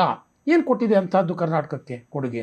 ನೋಡಿ, ಕರ್ನಾಟಕಕ್ಕೆ ನಾವು ಹೇಳುವಂಥದ್ದು, ಕರ್ನಾಟಕದ ಬೆಳವಣಿಗೆ ದೇಶದ ಬೆಳವಣಿಗೆ ಜೊತೆಯಲ್ಲೇ ಹೋಗಿದೆ. ಕರ್ನಾಟಕದ ಬೆಳವಣಿಗೆ ಅಂತ ಅಂದಾಗ ಹೇಳ್ತೀನಿ, ಕರ್ನಾಟಕಕ್ಕೆ ನೀವು ಯೋಚನೆ ಮಾಡಿ, HAL ಬಂತು, HMT ಬಂತು, BAL ಬಂತು, BHEL ಬಂತು. ಆವಾಗ ಅದ್ಯಾಕೆ UPಗೆ ಹೋಗಲಿಲ್ಲ, ಅದ್ಯಾಕೆ MPಗೆ ಹೋಗಲಿಲ್ಲ, ಅದು ಬೇರೆ ಬೇರೆ ಕಡೆ ಹೋಗಲಿಲ್ಲ, ಯಾಕೆ ಇಲ್ಲಿಗೆ ಬಂತು? ಆ ಸಂದರ್ಭದಲ್ಲಿ ಆ ಉತ್ತರ ಪ್ರದೇಶದವರು, ಮಧ್ಯಪ್ರದೇಶದವರು, ರಾಜಸ್ಥಾನದವರು ಅವರೆಲ್ಲ ಕೇಳ್ಬೋದಾಗಿತ್ತಲ್ಲ, ಎಲ್ಲ ಬೆಂಗಳೂರಿಗೆ ಯಾಕೆ ಕೊಡ್ತಾ ಇದ್ದೀರಾ, ನಮ್ಗೆ ಯಾಕೆ ಕೊಡ್ತಾ ಇಲ್ಲ ಅಂತ. ಆವಾಗ ಯಾಕೆ ಸುಮ್ಮನೆ ಇದ್ದರು? ಆವಾಗ ನಾನು ಹೇಳೋವಂಥದ್ದು, ಅವಾಗ ಎಲ್ಲರನ್ನೂ ನಾವು ಪಕ್ಕಕ್ಕಿಟ್ಟು ಇಲ್ಲಪ್ಪ ಬೆಂಗಳೂರಿನಲ್ಲಿ ಇದೆಲ್ಲ ಅಭಿವೃದ್ಧಿ ಆಗಲಿ ಅಂತ ಅಂದಾಗ ಬೆಂಗಳೂರಿನ ಜನತೆಗೆ ತುಂಬ ಲಾಭ ಆಗೋಗಿದೆ ಅಂತ ಅವ್ರು ಯಾಕೆ ಸ್ಟ್ರೈಕ್ ಮಾಡಲಿಲ್ಲ? ಅವರು ದೊಡ್ಡ ಮನಸ್ಸು ಮಾಡಿ ದೇಶ ಬೆಳೀತಾ ಇದೆ, ಅಲ್ಲೊಂದು ಕಡೆ ಅದನ್ನೆಲ್ಲ ಬೆಳೆಸ್ತಾ ಇದ್ದಾರೆ ಅಂತ ಸುಮ್ಮನೆ ಇರಲಿಲ್ವಾ? IT ಪ್ರಗತಿ ನೋಡಿ, 10 ವರ್ಷಗಳ ಕಾಲ ಕೇಂದ್ರ ಸರ್ಕಾರ IT ರಿಬೇಟನ್ನು ಕೊಡ್ತು. ಅಂದರೆ IT ಇಂಡಸ್ಟ್ರಿಗೆ ಟ್ಯಾಕ್ಸ್ ರಿಬೇಟನ್ನು ಕೊಟ್ಟಿದ್ವಿ. ಟ್ಯಾಕ್ಸ್ ರಿಬೇಟನ್ನು ಕೊಟ್ಟಾಗ IT ಇಂಡಸ್ಟ್ರಿ ಇಲ್ಲಿ ಡೆವಲಪ್ ಆಯಿತು. IT ಇಂಡಸ್ಟ್ರಿ ಡೆವಲಪ್ ಆಯಿತು ಅಂದರೆ ಬೆಂಗಳೂರು ಡೆವಲಪ್ ಆಯಿತು. ಕರ್ನಾಟಕದ ರಾಜಧಾನಿ ಬೆಂಗಳೂರು ಡೆವಲಪ್ ಆದರೆ ಇಡೀ ಕರ್ನಾಟಕದ ಇನ್ಕಮ್ನಲ್ಲಿ 70% ಡೆವಲಪ್ ಆಗಿದ್ದು because of IT industry. Service industry ಬೆಳೆದಾಗ ಅದರ ಲಾಭವನ್ನು 10 ವರ್ಷ ಕೇಂದ್ರ ಮಾಫ್ ಮಾಡಿತ್ತಲ್ಲ, ಅದಕ್ಕೇನು ಬೆಲೆ ಇಲ್ವಾ? ಈಗ ಕರ್ನಾಟಕ ತುಂಬ ಬಲಿಷ್ಠ ಆಗೋಗಿದೆ, ತುಂಬ ಶಕ್ತಿಶಾಲಿ ಆಗಿದ್ದಾರೆ. ಉದಾಹರಣೆಗೆ ಮನೆಯಲ್ಲಿ ನಾನು ದೊಡ್ಡ ಮಗ ಬೆಳೆದಿದ್ದೀನಿ, ಮನೆಯವರೆಲ್ಲ ತ್ಯಾಗ ಮಾಡಿ ನನ್ನನ್ನು ಇಂಜಿನಿಯರೋ ಡಾಕ್ಟ್ರೋ ಮಾಡಿಸಿದ್ದಾರೆ. ದೊಡ್ಡವನಾದಮೇಲೆ ನೀವೇನು ಮಾಡಿದ್ದು? ನಾನೇ ಬುದ್ಧಿವಂತ ಇದ್ದೆ, ಆದೆ ಅಪ್ಪ ನಾವು ಹೊಟ್ಟೆ ಬಟ್ಟೆ ಕಟ್ಟಿ ನಿನ್ನನ್ನು ಓದಿಸಿದ್ವಿ, ನೀನು ಬೆಂಗಳೂರಿನಲ್ಲಿ ಓದಿದೆ, ನಾವೆಲ್ಲ ಹಳ್ಳಿಗಾಡಿನಲ್ಲಿದ್ವಿ, ನಮ್ಮ ಮನೆಯವನು ನೀನೊಬ್ಬ ಬೆಳೆದ್ರೆ ಶಕ್ತಿಶಾಲಿ ಆಗ್ತೀಯಾ, ನಮ್ಮನ್ನೆಲ್ಲ ನೋಡ್ಕೋತೀಯಾ, ಒಂಚೂರು ಆಸರೆಗೆ ನಿಲ್ತೀಯಾ ಅಂತ. ಹಾಗೆ ಕರ್ನಾಟಕ ಬೆಳೆದಿದೆ, ಶಕ್ತಿಶಾಲಿ ಆಗಿದೆ. ಮತ್ತು ನರೇಂದ್ರ ಮೋದಿ ಅವರು ಗುಜರಾತ್ ಮುಖ್ಯಮಂತ್ರಿ ಆದಾಗ ಹೇಳಿದರು 32% ಡೆವಲ್ಯೂಷನ್ ಆಫ್ ಫಂಡ್ಸ್ ಕೊಡ್ತಾ ಇರೋದು ಸಾಕಾಗ್ತಾ ಇಲ್ಲ ಅಂತ. ಬಂದಿದ್ದ ತಕ್ಷಣವೇ 42% ಡೆವಲ್ಯೂಷನ್ ಆಫ್ ಫಂಡ್ಸ್ ಮಾಡಿದ್ದೀವಿ. 42 ಆಫ್ ಡೆವಲ್ಯೂಷನ್ ಫಂಡ್ಸ್ ಮಾಡಿದ್ದು ಕರ್ನಾಟಕದಲ್ಲಿ BJP ಸರ್ಕಾರ ಇದ್ದಾಗಲ್ಲ, ಸಿದ್ದರಾಮಯ್ಯನವರು ಇದ್ದಾಗ ಡೆವಲ್ಯೂಷನ್ ಆಫ್ ಫಂಡ್ಸು ಬಂತು, ಗ್ರ್ಯಾಂಟ್ಸ್ ಆಫ್ ಏಡು ಬಂತು ಜಾಸ್ತಿ. ಗ್ರ್ಯಾಂಟ್ಸ್ ಇನ್ ಏಡು ಮತ್ತು ಡೆವಲ್ಯೂಷನ್ ಆಫ್ ಫಂಡ್ಸು ನೀವು ನೋಡಿಬಿಟ್ರೆ ಅದು ಜಾಸ್ತಿ ಆಗಿರೋದು 250%ಗಿಂತ ಜಾಸ್ತಿ. ಎಲ್ಲೋ ಒಂದು ಕಡೆ ಹಣ ಬರ್ತಾ ಇದ್ದಿದ್ದು ಕೆಲವಾರು ಸಾವಿರಗಳು, 60,000 ಕೋಟಿಯಿಂದ 2,56,000 ಕೋಟಿ, 66,000 ಕೋಟಿಯಿಂದ 2,68,000 ಕೋಟಿ, ಹಿಂಗೆ ರೈಸ್ ಆಗಿದೆ ಎರಡೂ. ಇದನ್ನು ನೀವು BJP ಸರ್ಕಾರ ಇದ್ದಾಗ ನಿಮಗೆ ರೆವಿನ್ಯೂ ಸರ್ಪ್ಲಸ್ ಬಡ್ಜೆಟನ್ನು ಕೊಡ್ಬೋದಾದರೆ ಬೊಮ್ಮಾಯಿ ಅವರು ರೆವಿನ್ಯೂ ಡೆಫಿಸಿಟ್ ಕೊಟ್ಟು 4 ವರ್ಷದಲ್ಲಿ ಸಿದ್ದರಾಮಯ್ಯನವರು 4 ಲಕ್ಷ ಸಾಲನ ಯಾಕೆ ಮಾಡಿದ್ರು? ಯಾವ ಯೋಜನೆಯಿಂದ ಮಾಡಿದ್ರು? ಚುನಾವಣಾ ಸಂದರ್ಭದಲ್ಲಿ ನೀವು ಕೊಟ್ಟಿದ್ದು ಯಾಕಾಗಾದರೆ? ಎಲ್ರಿಗೂ ಕೂಡ ಫ್ರೀ ಕೊಡ್ತೀನಿ ಅಂತ, ಕಾಕಾ ಸಾಹೇಬ್ ನಿನಗೂ ಫ್ರೀ, ಮಹದೇವಪ್ಪ ನಿನಗೂ ಫ್ರೀ, ಕೇಳಿದ್ರ ಮಹದೇವಪ್ಪ, ಕೇಳಿದ್ರ ಕಾಕಾ ಸಾಹೇಬು? ಯಾಕೆ ಕೊಟ್ರಿ ಅವ್ರಿಗೆಲ್ಲ ಕೊಡದೇನೆ ಯಾರು ನಿಜವಾಗ್ಲೂ ಡಿಸರ್ವಿಂಗ್ ಇದ್ರು ಅವರು ಕೊಡಬೇಕಾಗಿತ್ತು. ಚುನಾವಣೆಯಲ್ಲಿ ಗೆಲ್ಲಕ್ಕೆ ಅಂತೇಳಿ ಮನೆಗೆಲ್ಲ ನೀವು ಎಲೆಕ್ಟ್ರಿಸಿಟಿ ಫೀ ಕೊಡ್ತೀವಿ, ಅದು ಕೊಡ್ತೀವಿ, ಇದು ಕೊಡ್ತೀವಿ ಅಂದ್ಬಿಟ್ಟು ಅದಕ್ಕೆ 56,000 ಕೋಟಿ ಖರ್ಚಾಗ್ತಾ ಇದೆ ಅಂತ ನೀವು ಈಗ ಕಷ್ಟ ಕೇಂದ್ರ ಕೊಡ್ತಾ ಇಲ್ಲ ಅಂದರೆ, ಬೊಮ್ಮಾಯಿ ಇದ್ದಾಗ ಹೇಗೆ ಕೇಂದ್ರ ಕೊಡೋದ್ರಲ್ಲಿ ಮ್ಯಾನೇಜ್ ಮಾಡಿದ್ರು? ಯಡಿಯೂರಪ್ಪನವ್ರು ಇದ್ದಾಗ ಹೇಗೆ ಕೇಂದ್ರ ಕೊಡೋದ್ರಲ್ಲಿ ಮ್ಯಾನೇಜ್ ಮಾಡಿದ್ರು? ಜಗದೀಶ್ ಶೆಟ್ಟರ್ ಹೇಗೆ ಮ್ಯಾನೇಜ್ ಮಾಡಿದ್ರು? ಸದಾನಂದ ಗೌಡ್ರು ಹೇಗೆ ಮ್ಯಾನೇಜ್ ಮಾಡಿದ್ರು? ಅವ್ರಿಗೆಲ್ಲ ಇಲ್ಲದೆ ಇರೋವಂಥ ಸಂಕಟ ನಿಮ್ಗೆ ಹೇಗೆ ಬಂದ್ಬಿಡ್ತು ಇದ್ದಕ್ಕಿದ್ದಂಗೆ? ಅಂದರೆ ನಾನು ಹೇಳೋವಂಥದ್ದು, ಕೇಂದ್ರ ಸರ್ಕಾರವನ್ನು ದೂಷಿಸ್ತಾನೆ ನೀವು 3 ವರ್ಷ ಕಾಲ ಕಳೆದ್ರಿ. ನಿಮಗೆ ದೂಷಿಸೋದೇ ಒಂದಾದಾಗ ಸೌಹಾರ್ದಯುತ ಭೇಟಿ ನರೇಂದ್ರ ಮೋದಿಯವರು ಸಿದ್ದರಾಮಯ್ಯನವ್ರನ್ನ ಕರೆದಿದ್ರು, ಬನ್ನಿ ನಾವು ಡಾವೋಸ್ಗೆ ಹೋಗೋಣ, ಅಲ್ಲಿಂದ ತುಂಬ ಬಂಡವಾಳ ಹರಿದು ಬರುತ್ತೆ ಅಂತೇಳಿ ಹೋಗಲಿಲ್ಲ ಇವರು. ಮತ್ತು ಇಲ್ಲಿ 14ನೇ ಆಯೋಗದ ಮುಂದೆ, 15ನೇ ಫೈನಾನ್ಸ್ ಕಮಿಷನ್ ಮುಂದೆ ಸಿದ್ದರಾಮಯ್ಯನವ್ರು ಯಾಕೆ ಕೂತ್ಕೊಳ್ಳಿಲ್ಲ? ಇಷ್ಟೊಂದೆಲ್ಲ ಬಡ್ಜೆಟ್ ಮಾಡ್ತೀನಿ ಅಂತ ಯಾಕೆ ಬೇರೆಯವ್ರನ್ನ ಕಳಿಸಿದ್ರು? ಅಂದರೆ ನನಗೆಲ್ಲ ಅನುಭವ ಇರೋವಂಥವ್ರು ನಾನು ಕೂತ್ಕೋಬೇಕು, ಹೋಗೋಲ್ಲಿ ನಾನು ಕೂತ್ಕೊಂಡಿಲ್ಲ ಸ್ವಾಮಿ, ಹೀಗೆ ನೆನ್ನೆ ಅರವಿಂದ ಪನಗರಿಯ ಅವರು ತಗೊಂಡಾಗ ಬೆಂಗಳೂರಿಗೆ ಬಂದಾಗ ನೀವು ಅದನ್ನೆಲ್ಲ ಮಂಡಿಸಿ ಮಾಡಿದ್ದೀನಿ ಅಂತ ಅಂದರೆ 2 ಸತಿ ನೀವು ಮುಖ್ಯಮಂತ್ರಿ ಆದಾಗ, ಕಳೆದ ಸತಿನೂ ನೀವೇ ಇದ್ರಿ, ಅದಾದ ಮೇಲೂ ಕೂಡ ನಿಮ್ಮ ಸಮ್ಮಿಶ್ರ ಸರ್ಕಾರ ನಿಮ್ಮದೇ ಬೆಂಬಲದೊಂದಿಗೆ ಇತ್ತು. ಆ ಸಂದರ್ಭದಲ್ಲಿ ನೀವು ಈ ಕಾಳಜಿ ಯಾಕೆ ವಹಿಸಲಿಲ್ಲ? ಕರ್ನಾಟಕಕ್ಕೆ ತೊಂದರೆ ಆಗಬಾರ್ದು ಅಂದರೆ ನಿಮಗೇನು ಅಂದರೆ, ನಾನು ಅಧಿಕಾರದಲ್ಲಿದ್ದರೆ ಕರ್ನಾಟಕ ಏನು ಬೇಕಾದರೂ ಆಗಲಿ, ನಾನು ಅಧಿಕಾರದಲ್ಲಿದ್ದಾಗ ಮಾತ್ರ ಕರ್ನಾಟಕ ಸೇಫ್ ಆಗಿರಬೇಕು. ಕರ್ನಾಟಕದ ಒಂದು ಹಿತರಕ್ಷಣೆ ಪರಮೋಚ್ಚ ಅಂತ ನಿಮಗೆಂದೂ ಅನ್ನಿಸ್ಲಿಲ್ಲ. ನಿಮ್ಮ ವೈಯಕ್ತಿಕ ನೆಲೆಗಟ್ಟಲ್ಲಿ ನೀವು ನೋಡ್ಕೊಂಡಿದ್ರಿ. ಇದು ಯಾವಾಗಲೂ ಕೂಡ ಕಾಂಗ್ರೆಸ್ಸಿನ ಮಾನಸಿಕತೆ. ಅಂದರೆ ದೇಶ ಮೊದಲು ಅಂತ ನಾವೇನು ತಗೋತೀವೋ ಅದಕ್ಕೆ ವಿರುದ್ಧದ ಮಾನಸಿಕತೆ. ಕರ್ನಾಟಕ ಮೊದಲು, ಕರ್ನಾಟಕದಲ್ಲಿ ಅಧಿಕಾರ ಯಾರ ಕೈಲಾದರೂ ಇರಲಿ, ಅಲ್ಲಿಂದ ಬರುವಂಥ ಹಣ ಲೋಪ ಆಗಬಾರ್ದು, ನಾನು ಸಮರ್ಥವಾದಂಥ ವಾದವನ್ನು ಮಂಡಿಸ್ತೀನಿ. ಉದಾಹರಣೆ ಕೊಡ್ತೀನಿ ನಾನು. ಅಟಲ್ ಬಿಹಾರಿ ವಾಜಪೇಯಿ ಅವ್ರನ್ನ PV ನರಸಿಂಹರಾವ್ ಅವರು ಯುನೈಟೆಡ್ ನೇಷನ್ ಆರ್ಗನೈಸೇಷನ್ ಕಳಿಸಿದ್ರು. ಯಾಕೆ ಕಳಿಸಿದ್ರು? ಅಲ್ಲಿ ಪಾಕಿಸ್ತಾನ ಮಂಡಿಸಿದಂಥ ವಾದಕ್ಕೆ, ಕಾಶ್ಮೀರ ವಿಷಯಕ್ಕೆ ಸರಿಯಾಗಿ ಮಾತನಾಡುವಂಥವ್ರು ಇವರೇ ಸರಿ ಅಂತ ಕಳಿಸಿದ್ರು. ಅವ್ರು ಲೀಡರ್ ಆಫ್ ದ ಅಪೋಸಿಷನ್ನ ಕಳಿಸಿ ಪಾಕಿಸ್ತಾನದವ್ರು ಹೇಳ್ತಾ ಇದ್ರು, ಇದೇನಿದು ಪ್ರಪಂಚದಲ್ಲಿ ಎಲ್ಲೂ ನಡೆಯಲ್ಲ, ಒಬ್ಬ ಲೀಡರ್ ಆಫ್ ದ ಅಪೋಸಿಷನ್ನ ಸರ್ಕಾರದ ಪರವಾಗಿ ವಿಷಯ ಮಂಡನೆ ಮಾಡೋದಕ್ಕೆ ಯುನೈಟೆಡ್ ನೇಷನ್ ಆರ್ಗನೈಸೇಷನ್ ಕಳಿಸಿದ್ದಾರೆ. ಹೀಗಿರ್ಬೋದು, ಹಾಗಾದರೆ ಗೆದ್ದರೆ ಸರ್ಕಾರಕ್ಕೆ ಬೆಲೆ ಬರಲಿ, ಅಕಸ್ಮಾತ್ ಸೋತ್ರೆ ಅಲ್ಲಿ ಸರಿಯಾಗಿ ಮಂಡನೆ ಮಾಡಲಿಲ್ಲ ಅಟಲ್ ಜಿ ಅವರು ಅಂತ ಹೇಳ್ಬಿಡ್ಲಿ ಅಂತ ತಂತ್ರಗಾರಿಕೆ ಮಾಡಿದ್ದಾರೆ ಅಂದರು.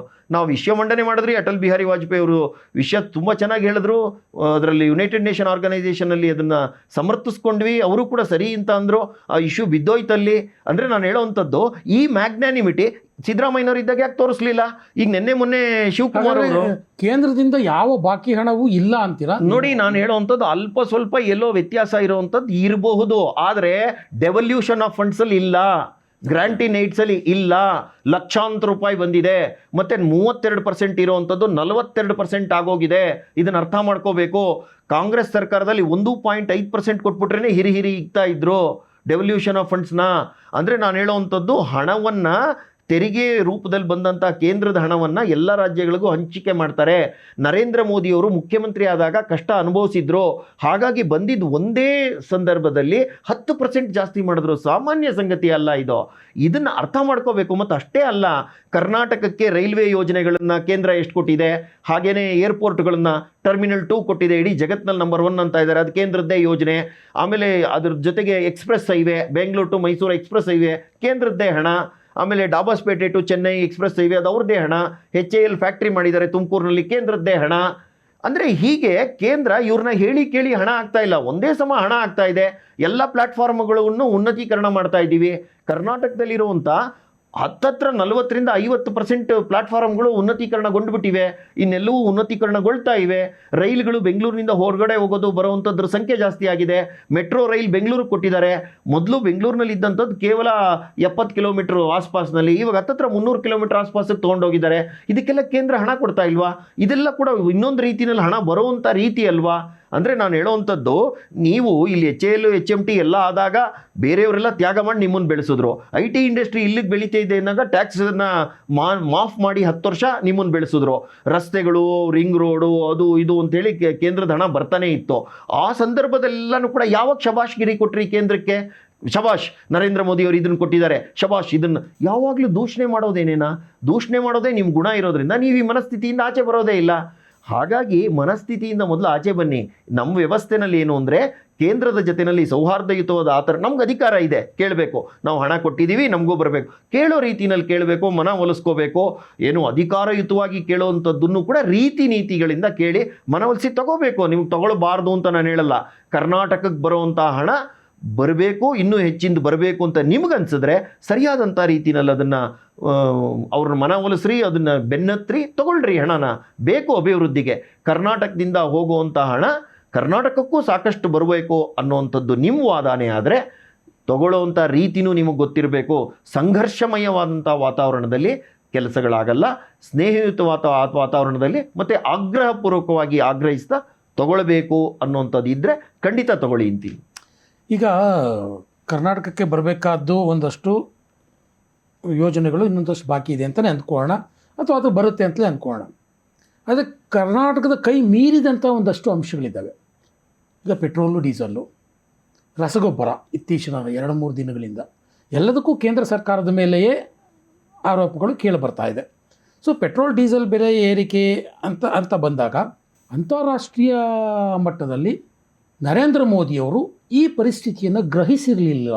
ಅವರು ಮುಂಚೆನೇ ಇದನ್ನು ಗ್ರಹಿಸಿದ್ದಿದ್ರೆ ಭಾರತಕ್ಕೆ ಈ ಪರಿಸ್ಥಿತಿ ಬರ್ತಾ ಇರಲಿಲ್ಲ ಅನ್ನುವಂಥದ್ದು ಒಂದು ಆರೋಪ. ನೋಡಿ, ಅಂತಾರಾಷ್ಟ್ರೀಯ ಮಟ್ಟದಲ್ಲಿ 2 ಯುದ್ಧ ನಡೀತಾ ಇದೆ. ಒಂದು ಯುದ್ಧ ನಡೀತಾ ಇರೋದು ರಷ್ಯಾ ಮತ್ತು ಉಕ್ರೇನ್ ಮಧ್ಯದಲ್ಲಿ. ರಷ್ಯಾ ಮತ್ತು ಉಕ್ರೇನ್ ಮಧ್ಯದಲ್ಲಿ ನಡೀತಾ ಇರುವಂಥ ಯುದ್ಧ ಮೊದಲನೇ ವಿಶ್ವ ಯುದ್ಧ, ಅಂದರೆ ಫಸ್ಟ್ ವರ್ಲ್ಡ್ ವಾರ್ಗಿಂತ ಹೆಚ್ಚು ದಿನದ ಕಾಲ ನಡೀತಾ ಇದೆ ಅಂತ ಪೇಪರ್ನಲ್ಲಿ ಇವತ್ತು ಸುದ್ದಿ ಇದೆ. ನಿಮಗೆ ಉಕ್ರೇನ್ನಲ್ಲಿ ಎಲ್ಲ ರೀತಿಯ ಫರ್ಟಿಲೈಸರ್ ತಯಾರು ಮಾಡುವಂಥ ಕೇಂದ್ರ ಅದು. ಅಂಥದ್ರಲ್ಲಿ ಕಳೆದ 3.5-4 ವರ್ಷದಿಂದ ಯುದ್ಧ ನಡೀತಾ ಇದೆ. ನಿಮಗೆ ಯೂರಿಯಾ ಬೆಲೆ 266 ರೂಪಾಯಿ ಪರ್ ಬ್ಯಾಗ್ ಇದೆ. ಅಂತಾರಾಷ್ಟ್ರೀಯ ಮಾರುಕಟ್ಟೆಯಲ್ಲಿ 2200 ರೂಪಾಯಿ ಇದೆ. ಹಾಗಾದರೆ ಅಷ್ಟು ದೊಡ್ಡ ಸಬ್ಸಿಡಿಯನ್ನು ಕೇಂದ್ರ ಸರ್ಕಾರ ಕೊಡ್ತಾ ಇಲ್ವಾ? 2200 ರೂಪಾಯಿಗೆ ಸಿಗುವಂಥದ್ದನ್ನು 300 ರೂಪಾಯಿ ಕೊಡ್ತಾ ಇದ್ದೀವಿ ಅಂದರೆ 1900 ರೂಪಾಯಿ ಕೇಂದ್ರ ಭರಿಸ್ತಾ ಇದೆ ಒಂದು ಬ್ಯಾಗ್ ಯೂರಿಯಾ ಮೇಲೆ. DAP ಬೆಲೆ ಅಂತಾರಾಷ್ಟ್ರೀಯ ಮಾರುಕಟ್ಟೆಯಲ್ಲಿ 2700 ರೂಪಾಯಿ ಇದೆ. ಇಲ್ಲಿ ರೈತ ತೊಗೊಳ್ತಾ ಇರೋದು 1300 ರೂಪಾಯಿಗೆ. ಅಂದರೆ 1400 ರೂಪಾಯಿ ಸಬ್ಸಿಡಿಯನ್ನು ಕೇಂದ್ರ ಸರ್ಕಾರ ಭರಿಸ್ತಾ ಇಲ್ವಾ? ಅಂದರೆ ನಾನು ಹೇಳುವಂಥದ್ದು ಕೇಂದ್ರ ಸರ್ಕಾರ ಇಷ್ಟು ದೊಡ್ಡ ಹೊರೆಯನ್ನು ತಾನು ತಗೊಂಡಿದೆ. ಹಿಂದೆ ಕಾಂಗ್ರೆಸ್ ಸರ್ಕಾರ ಡೀಸೆಲ್ ಪೆಟ್ರೋಲ್ ಬೆಲೆ ಅಂತಾರಾಷ್ಟ್ರೀಯ ಮಟ್ಟದಲ್ಲಿ ಜಾಸ್ತಿ ಆಯಿತು ಅಂತಂದಾಗ ಆಯಿಲ್ ಬಾಂಡ್ ಇಶ್ಯೂ ಮಾಡಿಬಿಟ್ರು. ಆಯಿಲ್ ಬಾಂಡ್ ಇಶ್ಯೂ ಮಾಡಿ ಬೆಲೆನ ಕಡಿಮೆ ಮಾಡಿದ್ರು. ನಾನು ಉಪಯೋಗಿಸುವಂಥ ಪೆಟ್ರೋಲ್ಗೆ, ನಾನು ಉಪಯೋಗಿಸುವಂಥ ಡೀಸೆಲ್ಗೆ ಕೇಂದ್ರ ಸರ್ಕಾರ ಯಾಕೆ ಕೊಡಬೇಕು ದುಡ್ಡನ್ನು? ಆಯಿಲ್ ಬಾಂಡ್ನ ಕೊಟ್ಟ ಮೇಲೆ BJP ಸರ್ಕಾರ ಬಂದು 3.5 ಲಕ್ಷ ಕೋಟಿ ಹಣನ ವಾಪಸ್ ಕೊಡಬೇಕಾಯ್ತು. ನಾವು ಮಾರ್ಚ್ ತಿಂಗಳಲ್ಲಿ ನಾವು ಹಣ ತೀರಿಸಿದ್ದೀವಿ. ಮತ್ತು ಇನ್ನೊಂದೇನು ಅಂತಂದರೆ, ಯುದ್ಧಕ್ಕೆ ನಾವು ನೇರವಾದ ಹೊಣೆಯಲ್ಲ. ಅಲ್ಲೊಂದು ಯುದ್ಧ ನಡೀತಾ ಇದೆ, ಮಧ್ಯಪ್ರಾಚ್ಯದಲ್ಲಿ ಒಂದು ಯುದ್ಧ ನಡೀತಾ ಇದೆ. ಯುದ್ಧಕ್ಕೆ ನಾವು ಈ ಬ್ಯಾಕ್ ಡೋರ್ ಬೆಂಬಲಿಗರೂ ಅಲ್ಲ ನಾವು. ಜೊತೆಗೆ ಮೊದಲನೇ ದಿನದಿಂದನೇ ಶಾಂತಿ ನೆಲೆಸಬೇಕು ಅಂತ ಹೇಳ್ತಾ ಇದ್ದೀವಿ. ಅಂತಾರಾಷ್ಟ್ರೀಯ ಮಾರುಕಟ್ಟೆಯಲ್ಲಿ ಎಲ್ಲ ಕಡೆನೂ ಕೂಡ 30% 40% ಇಂಧನದ ಬೆಲೆ ಜಾಸ್ತಿ ಆಗಿದೆ. ನಮ್ಮ ದೇಶದಲ್ಲಿ ಇಲ್ಲಿ ತನಕ ಆಗಿರೋದು ಇಂಧನದ ಬೆಲೆ ಜಾಸ್ತಿ ಯಾವುದು? 8 ರೂಪಾಯಿನಷ್ಟು ಇಂಧನದ ಬೆಲೆ ಜಾಸ್ತಿ ಆಗಿದೆ. ನಾನು ಹೇಳೋವಂಥದ್ದು, ಕೇಂದ್ರ ಸರ್ಕಾರ 10 ರೂಪಾಯಿ ಡೀಸೆಲ್ಗೆ 7 ರೂಪಾಯಿ ಪೆಟ್ರೋಲ್ಗೆ ಕಡಿಮೆ ಮಾಡಿ, ನೀವೆಲ್ಲರೂ ಕಡಿಮೆ ಮಾಡಿ ಅಂತ ಅಂದಾಗ ರಾಜ್ಯ ಸರ್ಕಾರ ಯಾಕೆ ಮಾಡಲಿಲ್ಲ? ಬೇರೆ BJP ಆಡಳಿತ ಸ್ಟೇಟ್ಗಳಲ್ಲೆಲ್ಲನೂ ಕೂಡ ಅವ್ರು ಕಡಿಮೆ ಮಾಡಿ, ಎಲ್ಲ BJP ಆಡಳಿತ ಸ್ಟೇಟ್ಗಳಲ್ಲೂ ಕರ್ನಾಟಕಕ್ಕಿಂತ ಕಡಿಮೆ ಇದೆ ಬೆಲೆ ಪೆಟ್ರೋಲ್ಗೆ ಮತ್ತು ಡೀಸೆಲ್ಗೆ. ಹಾಗಾದರೆ ನೀವು ಕೇಂದ್ರ ಸರ್ಕಾರ ಕೊಟ್ಟಿರುವಂಥ ಸೂಚನೆಗಳನ್ನು ಉಲ್ಲಂಘನೆ ಮಾಡ್ತಾನೆ ಬರ್ತೀರಾ. ಇಲ್ಲ ನಮ್ಮ ಕೈನಲ್ಲಿ ಆಗಲ್ಲ ಅಂತ ಅಂದ್ರಿ. ಮತ್ತು ನಿಮಗೆ ಗೊಬ್ಬರದ ಅವಶ್ಯಕತೆ ಇದೆ ಅನ್ನೋವಂಥದ್ದು ಕಳೆದ ವರ್ಷವೂ ಕೂಡ ನೀವು ಇದೇ ಥರದ ವಾತಾವರಣವನ್ನು ಸೃಷ್ಟಿಸಿದ್ರಿ. ನನಗೆ ಗೊತ್ತಿರೋ ಹಾಗೆ 1600 ಟನ್ ಯೂರಿಯಾವನ್ನು ಕೇರಳಕ್ಕೆ ಕಳ್ಳ ಸಾಗಾಣಿಕೆ ಮಾಡ್ಕೊಳ್ಳೋವಾಗ ಸಿಕ್ಕಿತ್ತದು. ಅಂದರೆ ನಿಮಗೆ ಕಳ್ಳ ಸಾಗಾಣಿಕೆ ಮಾಡೋದಕ್ಕೆ 1600 ಟನ್ ಯೂರಿಯಾ ಸಿಗುತ್ತೆ. ಅದನ್ನು ಸರಿಯಾದಂಥ ಜನಕ್ಕೆ ಕೊಡುವಂಥ ವ್ಯವಸ್ಥೆ ಮಾಡಬೇಕು ಅನ್ನೋದು ಗೊತ್ತಾಗಲ್ವಾ? ಕರ್ನಾಟಕದಲ್ಲಿ ಮಳೆ ಯಾವಾಗ ಬರುತ್ತೆ, ಎಲ್ಲಿ ಬರುತ್ತೆ, ಯಾವಾಗ ಪ್ರಾರಂಭ ಆಗುತ್ತೆ, ಯಾವ ಜಿಲ್ಲೆಗೆ ಮೊದಲನೇ ಆದ್ಯತೆ ಕೊಡಬೇಕು ಅಂತ ಹಂಚಿಕೆ ಮಾಡೋಕ್ಕಾಗಲ್ವಾ? ಮತ್ತು ಅದನ್ನು ಈವಾಗಲೇ ಮಳೆಗಾಲ ಬಂದಾಗಲೇ ಯೋಚನೆ ಮಾಡಬೇಕಾ? ಮೊದಲೇ ಅದಕ್ಕೆ ಡಿಮ್ಯಾಂಡ್ ಹಾಕಿ ತರಿಸಿ ಎಲ್ಲ ಇಟ್ಕೋಬೇಕಲ್ವಾ? ನರೇಂದ್ರ ಮೋದಿಯವರು ಮೊದಲು ಈ 5 ಸೂತ್ರಗಳನ್ನು ಕೊಟ್ಟಿರೋದು ಅದೇ. ಪೆಟ್ರೋಲ್ ಡೀಸೆಲನ್ನು ಕಡಿಮೆ ಬಳಸಿ, ಅಂದರೆ ಜನ ಅನವಶ್ಯಕವಾಗಿ ಬಳಸದೇ ಇರಲಿ. ಚಿನ್ನದ ಖರೀದಿಯನ್ನು ಕಡಿಮೆ ಮಾಡಿ, ಅದನ್ನು ಕೂಡ ಅಷ್ಟೇ, ಅದನ್ನು ನಾವು ಡಾಲರ್ಗಳಲ್ಲಿ ಕೊಟ್ಟು ತಗೋಬೇಕಾಗುತ್ತೆ. ಹಾಗಾಗಿ ಅನವಶ್ಯಕವಾಗಿ 1 ವರ್ಷಗಳ ಕಾಲ ಅನವಶ್ಯಕವಾದಂಥ ಚಿನ್ನನ ಖರೀದಿ ಮಾಡಬೇಡಿ. ಜೊತೆಗೆ ನೀವು ಯೂರಿಯಾವನ್ನು ಬಳಕೆ ಮಾಡಿದ್ದ ಇರೋದ್ರಿಂದ ಸಾವಯವ ಕೃಷಿಗೆ ಬದಲಾಯಿಸ್ಕೊಳ್ಳಿ. ಸ್ವಲ್ಪ ಸಾವಯವ ಕೃಷಿಯನ್ನು ಹೆಚ್ಚು ಮಾಡುವಂಥ ಪ್ರಯತ್ನ ಮಾಡಿ. ಹಾಗೆಯೇ ನಿಮ್ಮ ಒಟ್ಟಾರೆ ಬಳಕೆ ಮಾಡೋ ವಸ್ತುಗಳಲ್ಲಿ vocal for local, make in ಇಂಡಿಯಾದ ವಸ್ತುಗಳಿಗೇ ಬೆಂಬಲ ಕೊಡಿ. ವಿದೇಶಿ ವಸ್ತುಗಳನ್ನು ಖರೀದಿ ಮಾಡಬೇಡಿ. ವಿದೇಶ ಯಾತ್ರೆಯನ್ನು ಕೈಗೊಳ್ಳಬೇಡಿ. ಯಾಕೆಂದರೆ ಅಲ್ಲಿಗೆ ಹೋದಾಗ ನಮ್ಮ ದೇಶದ ಹೊರ ಹರಿವು ಜಾಸ್ತಿ ಆಗತ್ತೆ. ಇದೆಲ್ಲ ಸಂಗತಿಗಳನ್ನು ಸ್ವಾಗತಿಸಬೇಕಾಗಿತ್ತು ರಾಜ್ಯ ಸರ್ಕಾರ. Leader of the opposition Rahul Gandhi ಅವರು ಏನು ಹೇಳಿದ್ರು? ದೇಶವನ್ನು ಹಿನ್ನಡೆಗೆ ತೊಗೊಂಡೋದ್ರು. ಬಳಸಬೇಡಿ ಅಂತ ಹೇಳಿಲ್ಲ, ಮಿತವ್ಯಯಿಗಳಾಗಿ ಅನವಶ್ಯಕವಾಗಿ ಬಳಸಬೇಡಿ, ಎಚ್ಚರಿಕೆಯನ್ನು ತಗೊಳ್ಳಿ. ನರೇಂದ್ರ ಮೋದಿ ಅವರು ಎಚ್ಚರಿಕೆ ಮಾತುಗಳನ್ನೇ ಕೊಟ್ಟಿದ್ದಾರೆ. ಎಚ್ಚರಿಕೆಯನ್ನು ಅಳವಡಿಸಿದ್ರೆ ಕಾರ್ಪೂಲಿಂಗ್ ಮಾಡ್ಕೊಳ್ಳಿ. ನೀವು ಕೇಂದ್ರದ ಮಂತ್ರಿಗಳು ಕಾರ್ಪೂಲಿಂಗ್ನಲ್ಲಿ ಓಡಾಡ್ತಾ ಇದ್ದಾರೆ. ಈ ರೀತಿಯ ಸಂಗತಿಗಳನ್ನು ದೇಶದ ಪ್ರಧಾನಿ ಹೇಳಿದಾಗ ನೀವೆಷ್ಟರ ಮಟ್ಟಕ್ಕೆ ಕೇಳಿದ್ರಿ? ಕೋವಿಡ್ ಸಂದರ್ಭದಲ್ಲಿ ನೀವೆಲ್ಲರೂ ಮನೆಯಲ್ಲಿ ಇರಿ ಅಂತ ಹೇಳಿದಾಗ, ಮತ್ತು ಜನಕ್ಕೆ ಉತ್ಸಾಹ ಬರಲಿ ಅಂಥೇಳಿ ನೀವು ಜಾಗಟೆ ಬಡೀರಿ, ಶಂಖ ಊದ್ರಿ, ದೇವ್ರ ಆರತಿ ಬೆಳಗ್ರಿ ಅಂತ ಅಂದಾಗ ಅವಹೇಳನ ಮಾಡಿದವ್ರು ನೀವು. ಕೋವಿಡ್ ಇಂಜೆಕ್ಷನ್ ಬಂದಾಗ ಕೋವಿಡ್ ಇಂಜೆಕ್ಷನಲ್ಲಿ ಶಕ್ತಿ ಇದೆಯಾ? ಕೋವಿಡ್ ಇಂಜೆಕ್ಷನ್ನ ನರೇಂದ್ರ ಮೋದಿ ತೊಗೊಂಡಿದ್ದಾರಾ? ಕೋವಿಡ್ ಇಂಜೆಕ್ಷನ್ ತೊಗೊಂಡ್ರೆ ನಪುಂಸಕರಾಗಲ್ವಾ? ಅಂದರೆ ನಿಮಗೆ ಕೇಂದ್ರ ಸರ್ಕಾರ ಮಾಡುವಂಥದ್ದು ಎಲ್ಲದರಲ್ಲೂ ಮೊಸರಲ್ಲಿ ಕಲ್ಲುಡುಕುವಂಥ ಬುದ್ಧಿ. ನಾನು ಹೇಳ್ತೀನಿ, ಅಟಲ್ ಬಿಹಾರಿ ವಾಜಪೇಯಿ ಅವರು 1971 ಯುದ್ಧದಲ್ಲಿ ಶ್ರೀಮತಿ ಇಂದಿರಾ ಗಾಂಧಿಯವರು ವಾತಾವರಣ ಈ ರೀತಿ ಇದೆ, ನಾವು ಪೂರ್ವ ಪಾಕಿಸ್ತಾನದ ಮೇಲೆ ಯುದ್ಧ ಮಾಡಬೇಕು ಅಂತ ಅಂದಾಗ, ಮಾಡಿ ಪೂರ್ತಿ ಬೆಂಬಲ ನಾವು ಕೊಡ್ತೀವಿ ನಿಮಗೆ. 7th ಫ್ಲೀಟ್ ಬಂದು ನಿಂತಿತ್ತು ಬಂಗಾಳ ಕೊಲ್ಲಿನಲ್ಲಿ. ಚೈನಾ ಹೇಳಿತ್ತು ನಾವು ಅಟ್ಯಾಕ್ ಮಾಡಿಬಿಡ್ತೀವಿ ನಿಮ್ಮನ್ನು ಅಂತ. ನಾನಿದ್ದೀನಿ, ಮಾಡಿ, ವಿರೋಧ ಪಕ್ಷವಾಗಿ ಪೂರ್ಣ ಬೆಂಬಲ ಕೊಡ್ತೀವಿ ಅಂತ ಹೇಳಿದ್ರು. ಆ ಪೂರ್ಣ ಬೆಂಬಲವನ್ನು ತಗೊಂಡು ಕೊಡಲಿಲ್ವಾ? ಅದೇ ರೀತಿ ಮಹಾಮಾರಿ ಇದ್ದಂಥ ಸಂದರ್ಭದಲ್ಲೂ ಇದೊಂದು ರಾಷ್ಟ್ರೀಯ ಎಮರ್ಜೆನ್ಸಿ ಅಲ್ವಾ? ಅಂತಾರಾಷ್ಟ್ರೀಯ ಮಟ್ಟದಲ್ಲಿ ಇಷ್ಟು ದೊಡ್ಡ ಜನ ಸಾಯ್ತಾ ಇದ್ದಾರೆ, ತೊಂದರೆ ಆಗ್ತಾ ಇದೆ ಅಂತ ಅಂದಾಗ ಬೇಷರತ್ ಬೆಂಬಲ ಯಾಕೆ ಕೊಡಲಿಲ್ಲ ನೀವು? ಅದೇ ಮಾನಸಿಕತೆಯನ್ನು ಮುಂದುವರಿಸ್ತಾ ಇದ್ದೀರಿ. ಪೆಟ್ರೋಲ್ ಡೀಸೆಲ್ ಬೆಲೆ ನಮ್ಮ ಯಾವುದೇ ರೀತಿಯಾದಂತಹ ನೇರವಾದಂಥ ತೊಡಗಿಸಿಕೊಳ್ಳುವಿಕೆ ಇಲ್ಲದೇ ಜಾಸ್ತಿ ಆಗಿದೆ ಅಂತ ಅಂದಾಗ ಒಪ್ಕೋಬೇಕು. ಯುದ್ಧ ಎಲ್ಲೋ ನಡೀತಾ ಇದೆ, ಯಾರೋ ಯುದ್ಧ ಮಾಡ್ತಾ ಇದೆ, ಹರ್ಮೋಜ್ ಕಾಲುವೆ ಬಂದಾಗೋಗಿದೆ, ಬರ್ತಾ ಇಲ್ಲ. ಆಲ್ಟರ್ನೇಟಿವ್ ಆಗಿ ತಂದು ಬೇರೆ ಕಡೆಯಿಂದ ಕೊಡ್ತಾ ಇದ್ದೀವಿ, ಎಲ್ಲೆಲ್ಲಿಂದನೂ ನಾವು ತಗೊಳ್ತಾ ಇದ್ದೀವಿ. ದಕ್ಷಿಣ ಆಫ್ರಿಕಾದಿಂದ ತಗೊಳ್ತಾ ಇದ್ದೀವಿ, ಸಣ್ಣ ಪುಟ್ಟ ದೇಶಗಳಿಂದ ತಗೊಳ್ತಾ ಇದ್ದೀವಿ. ಪೆಟ್ರೋಲ್ ಡೀಸೆಲ್ ಬೆಲೆ ಸಿಗ್ತಾ ಇಲ್ಲ ಅಂತ ಕಾರುಗಳೇನು ಪೆಟ್ರೋಲ್ ಬಂಕ್ ಮುಂದೆ ಕ್ಯೂ ನಿಂತುಬಿಟ್ಟಿದ್ದಾರಾ? ಆ ಥರದ್ದೇನು ಮಾಡಿಲ್ವಲ್ಲ ನಾವು. ಹೌದು, ಒಂದು ಸ್ವಲ್ಪ ತೊಂದರೆ ಆಗಿದೆ. ಏನು ನಮ್ಮ ದೇಶದ ರಿಸರ್ವ್ಸ್ ಇಟ್ಕೊಂಡು ನಾವು ಗ್ಯಾಸ್ನ ತಯಾರು ಮಾಡ್ತೀವ? ಆಗಿರೋಂಥದ್ದನ್ನು ಅರ್ಥ ಮಾಡಿಸ್ಬೇಕು ಜನಕ್ಕೆ. ಸ್ವಲ್ಪ ದಿನ ತಡ್ಕೊಳ್ರಪ್ಪ, ನಾವು ಇದ್ದೀವಿ, ಸರಿ ಹೋಗುತ್ತೆ ಪರಿಸ್ಥಿತಿ ಅಂದರೆ. ಬ್ರಂಟ್ ಆಯಿಲ್ ಬೆಲೆ $114 ಆಗೋಗಿತ್ತು, $80 ಇಳಿದಿದೆ, $60 ಇಳಿದೋಗುತ್ತೆ ಅಂತ ಮೋರ್ಗನ್ ಸ್ಟ್ಯಾನ್ಲೆ ಹೇಳಿದ್ದಾರೆ. ಅಂದರೆ ನಾನು ಹೇಳೋದು ಕಡಿಮೆ ಆದಾಗ ಯಾರಿಗೆ ಬೆನ್ತಟ್ತೀರಿ? ಪೆಟ್ರೋಲ್ ಬಂಕಲ್ಲಿ 10 ರೂಪಾಯಿ ಕಡಿಮೆ ಮಾಡಿದಾಗ ಪೆಟ್ರೋಲ್ ಹಾಕ್ಸ್ಕೊಳ್ಳೋರೆಲ್ಲ ನರೇಂದ್ರ ಮೋದಿ ತುಂಬ ಒಳ್ಳೆ ಕೆಲಸ ಮಾಡಿದ್ರು ಅಂತೇನು ಹೊಗಳ್ತಾರ? ಯಾವಾಗಲೂ ಅಷ್ಟೇ ಹೊಗಳಿಕೆ ಮಾತುಗಳು ಬರುವಂಥದ್ದು ಕಡಿಮೆ, ತೆಗಳಿಕೆ ಮಾತು ಬರೋದೇ ಜಾಸ್ತಿ. ಹಾಗಾಗಿ ತೆಗಳಿಕೆ ಮಾತು ಬಂದಾಗ ನಾವು ಅನುಭವಿಸಬೇಕು. ರಾಜ್ಯ ಸರ್ಕಾರ ರಾಜಕಾರಣ ಮಾಡಬಾರ್ದು. ಇದರಲ್ಲಿ ಕೇಂದ್ರ ಸರ್ಕಾರದ ಕಂಪಲ್ಷನ್ಸ್ನ ಅರ್ಥ ಮಾಡ್ಕೋಬೇಕು. ನರೇಂದ್ರ ಮೋದಿ ಇಷ್ಟೆಲ್ಲ ಸವಾಲುಗಳ ಮಧ್ಯದಲ್ಲಿ ಇಷ್ಟೊಳ್ಳೆ ದೇಶವನ್ನು ಕೊಟ್ಟಿದ್ದಾರೆ. ಇದು ಯಾವುದೇ ರೀತಿಯಾದಂಥ ತೊಂದರೆಗೆ ಒಳಗಾಗದೇ ಇರುವಂಥ ದ್ವೀಪದಂತೆ ಭಾರತ ಉಳಿದಿದೆ ಅಂತಂದರೆ ಒಂದು ಮಹಾನ್ ಸಂಗತಿ. ಇದನ್ನು ಒಪ್ಪಿಕೊಂಡು ಮುಂದಕ್ಕೆ ಹೋಗಬೇಕು. ಒಂದು ನೀವು ಯುದ್ಧದ ವಿಚಾರಗಳನ್ನೆಲ್ಲ ಹೇಳಿದ್ರೆ, ಆಪರೇಷನ್ ಸಿಂಧೂರದ ಸಂದರ್ಭದಲ್ಲಿ ಭಾರತದ ವಿದೇಶಾಂಗ ನೀತಿಯನ್ನು ನರೇಂದ್ರ ಮೋದಿ ಡೊನಾಲ್ಡ್ ಟ್ರಂಪ್ ಅವರಿಗೆ ಅಡಿಬಿಟ್ಟುಬಿಟ್ರು. ನರೇಂದರ್ ಸರೆಂಡರ್, ಯುದ್ಧ ನಿಲ್ಲಿಸಿದ್ದೇ ಭಾರತ ಟ್ರಂಪ್ ಮಾತನ್ನು ಕೇಳಿಕೊಂಡು. ಇದು ಪದೇ ಪದೇ ಟ್ರಂಪ್ ಏನೇ ಮಾತಾಡಿದ್ರು ಕೂಡ ಮೋದಿಯವರು ಸುಮ್ಮನಿದ್ರು. ಇದರ ಅರ್ಥ ಏನು?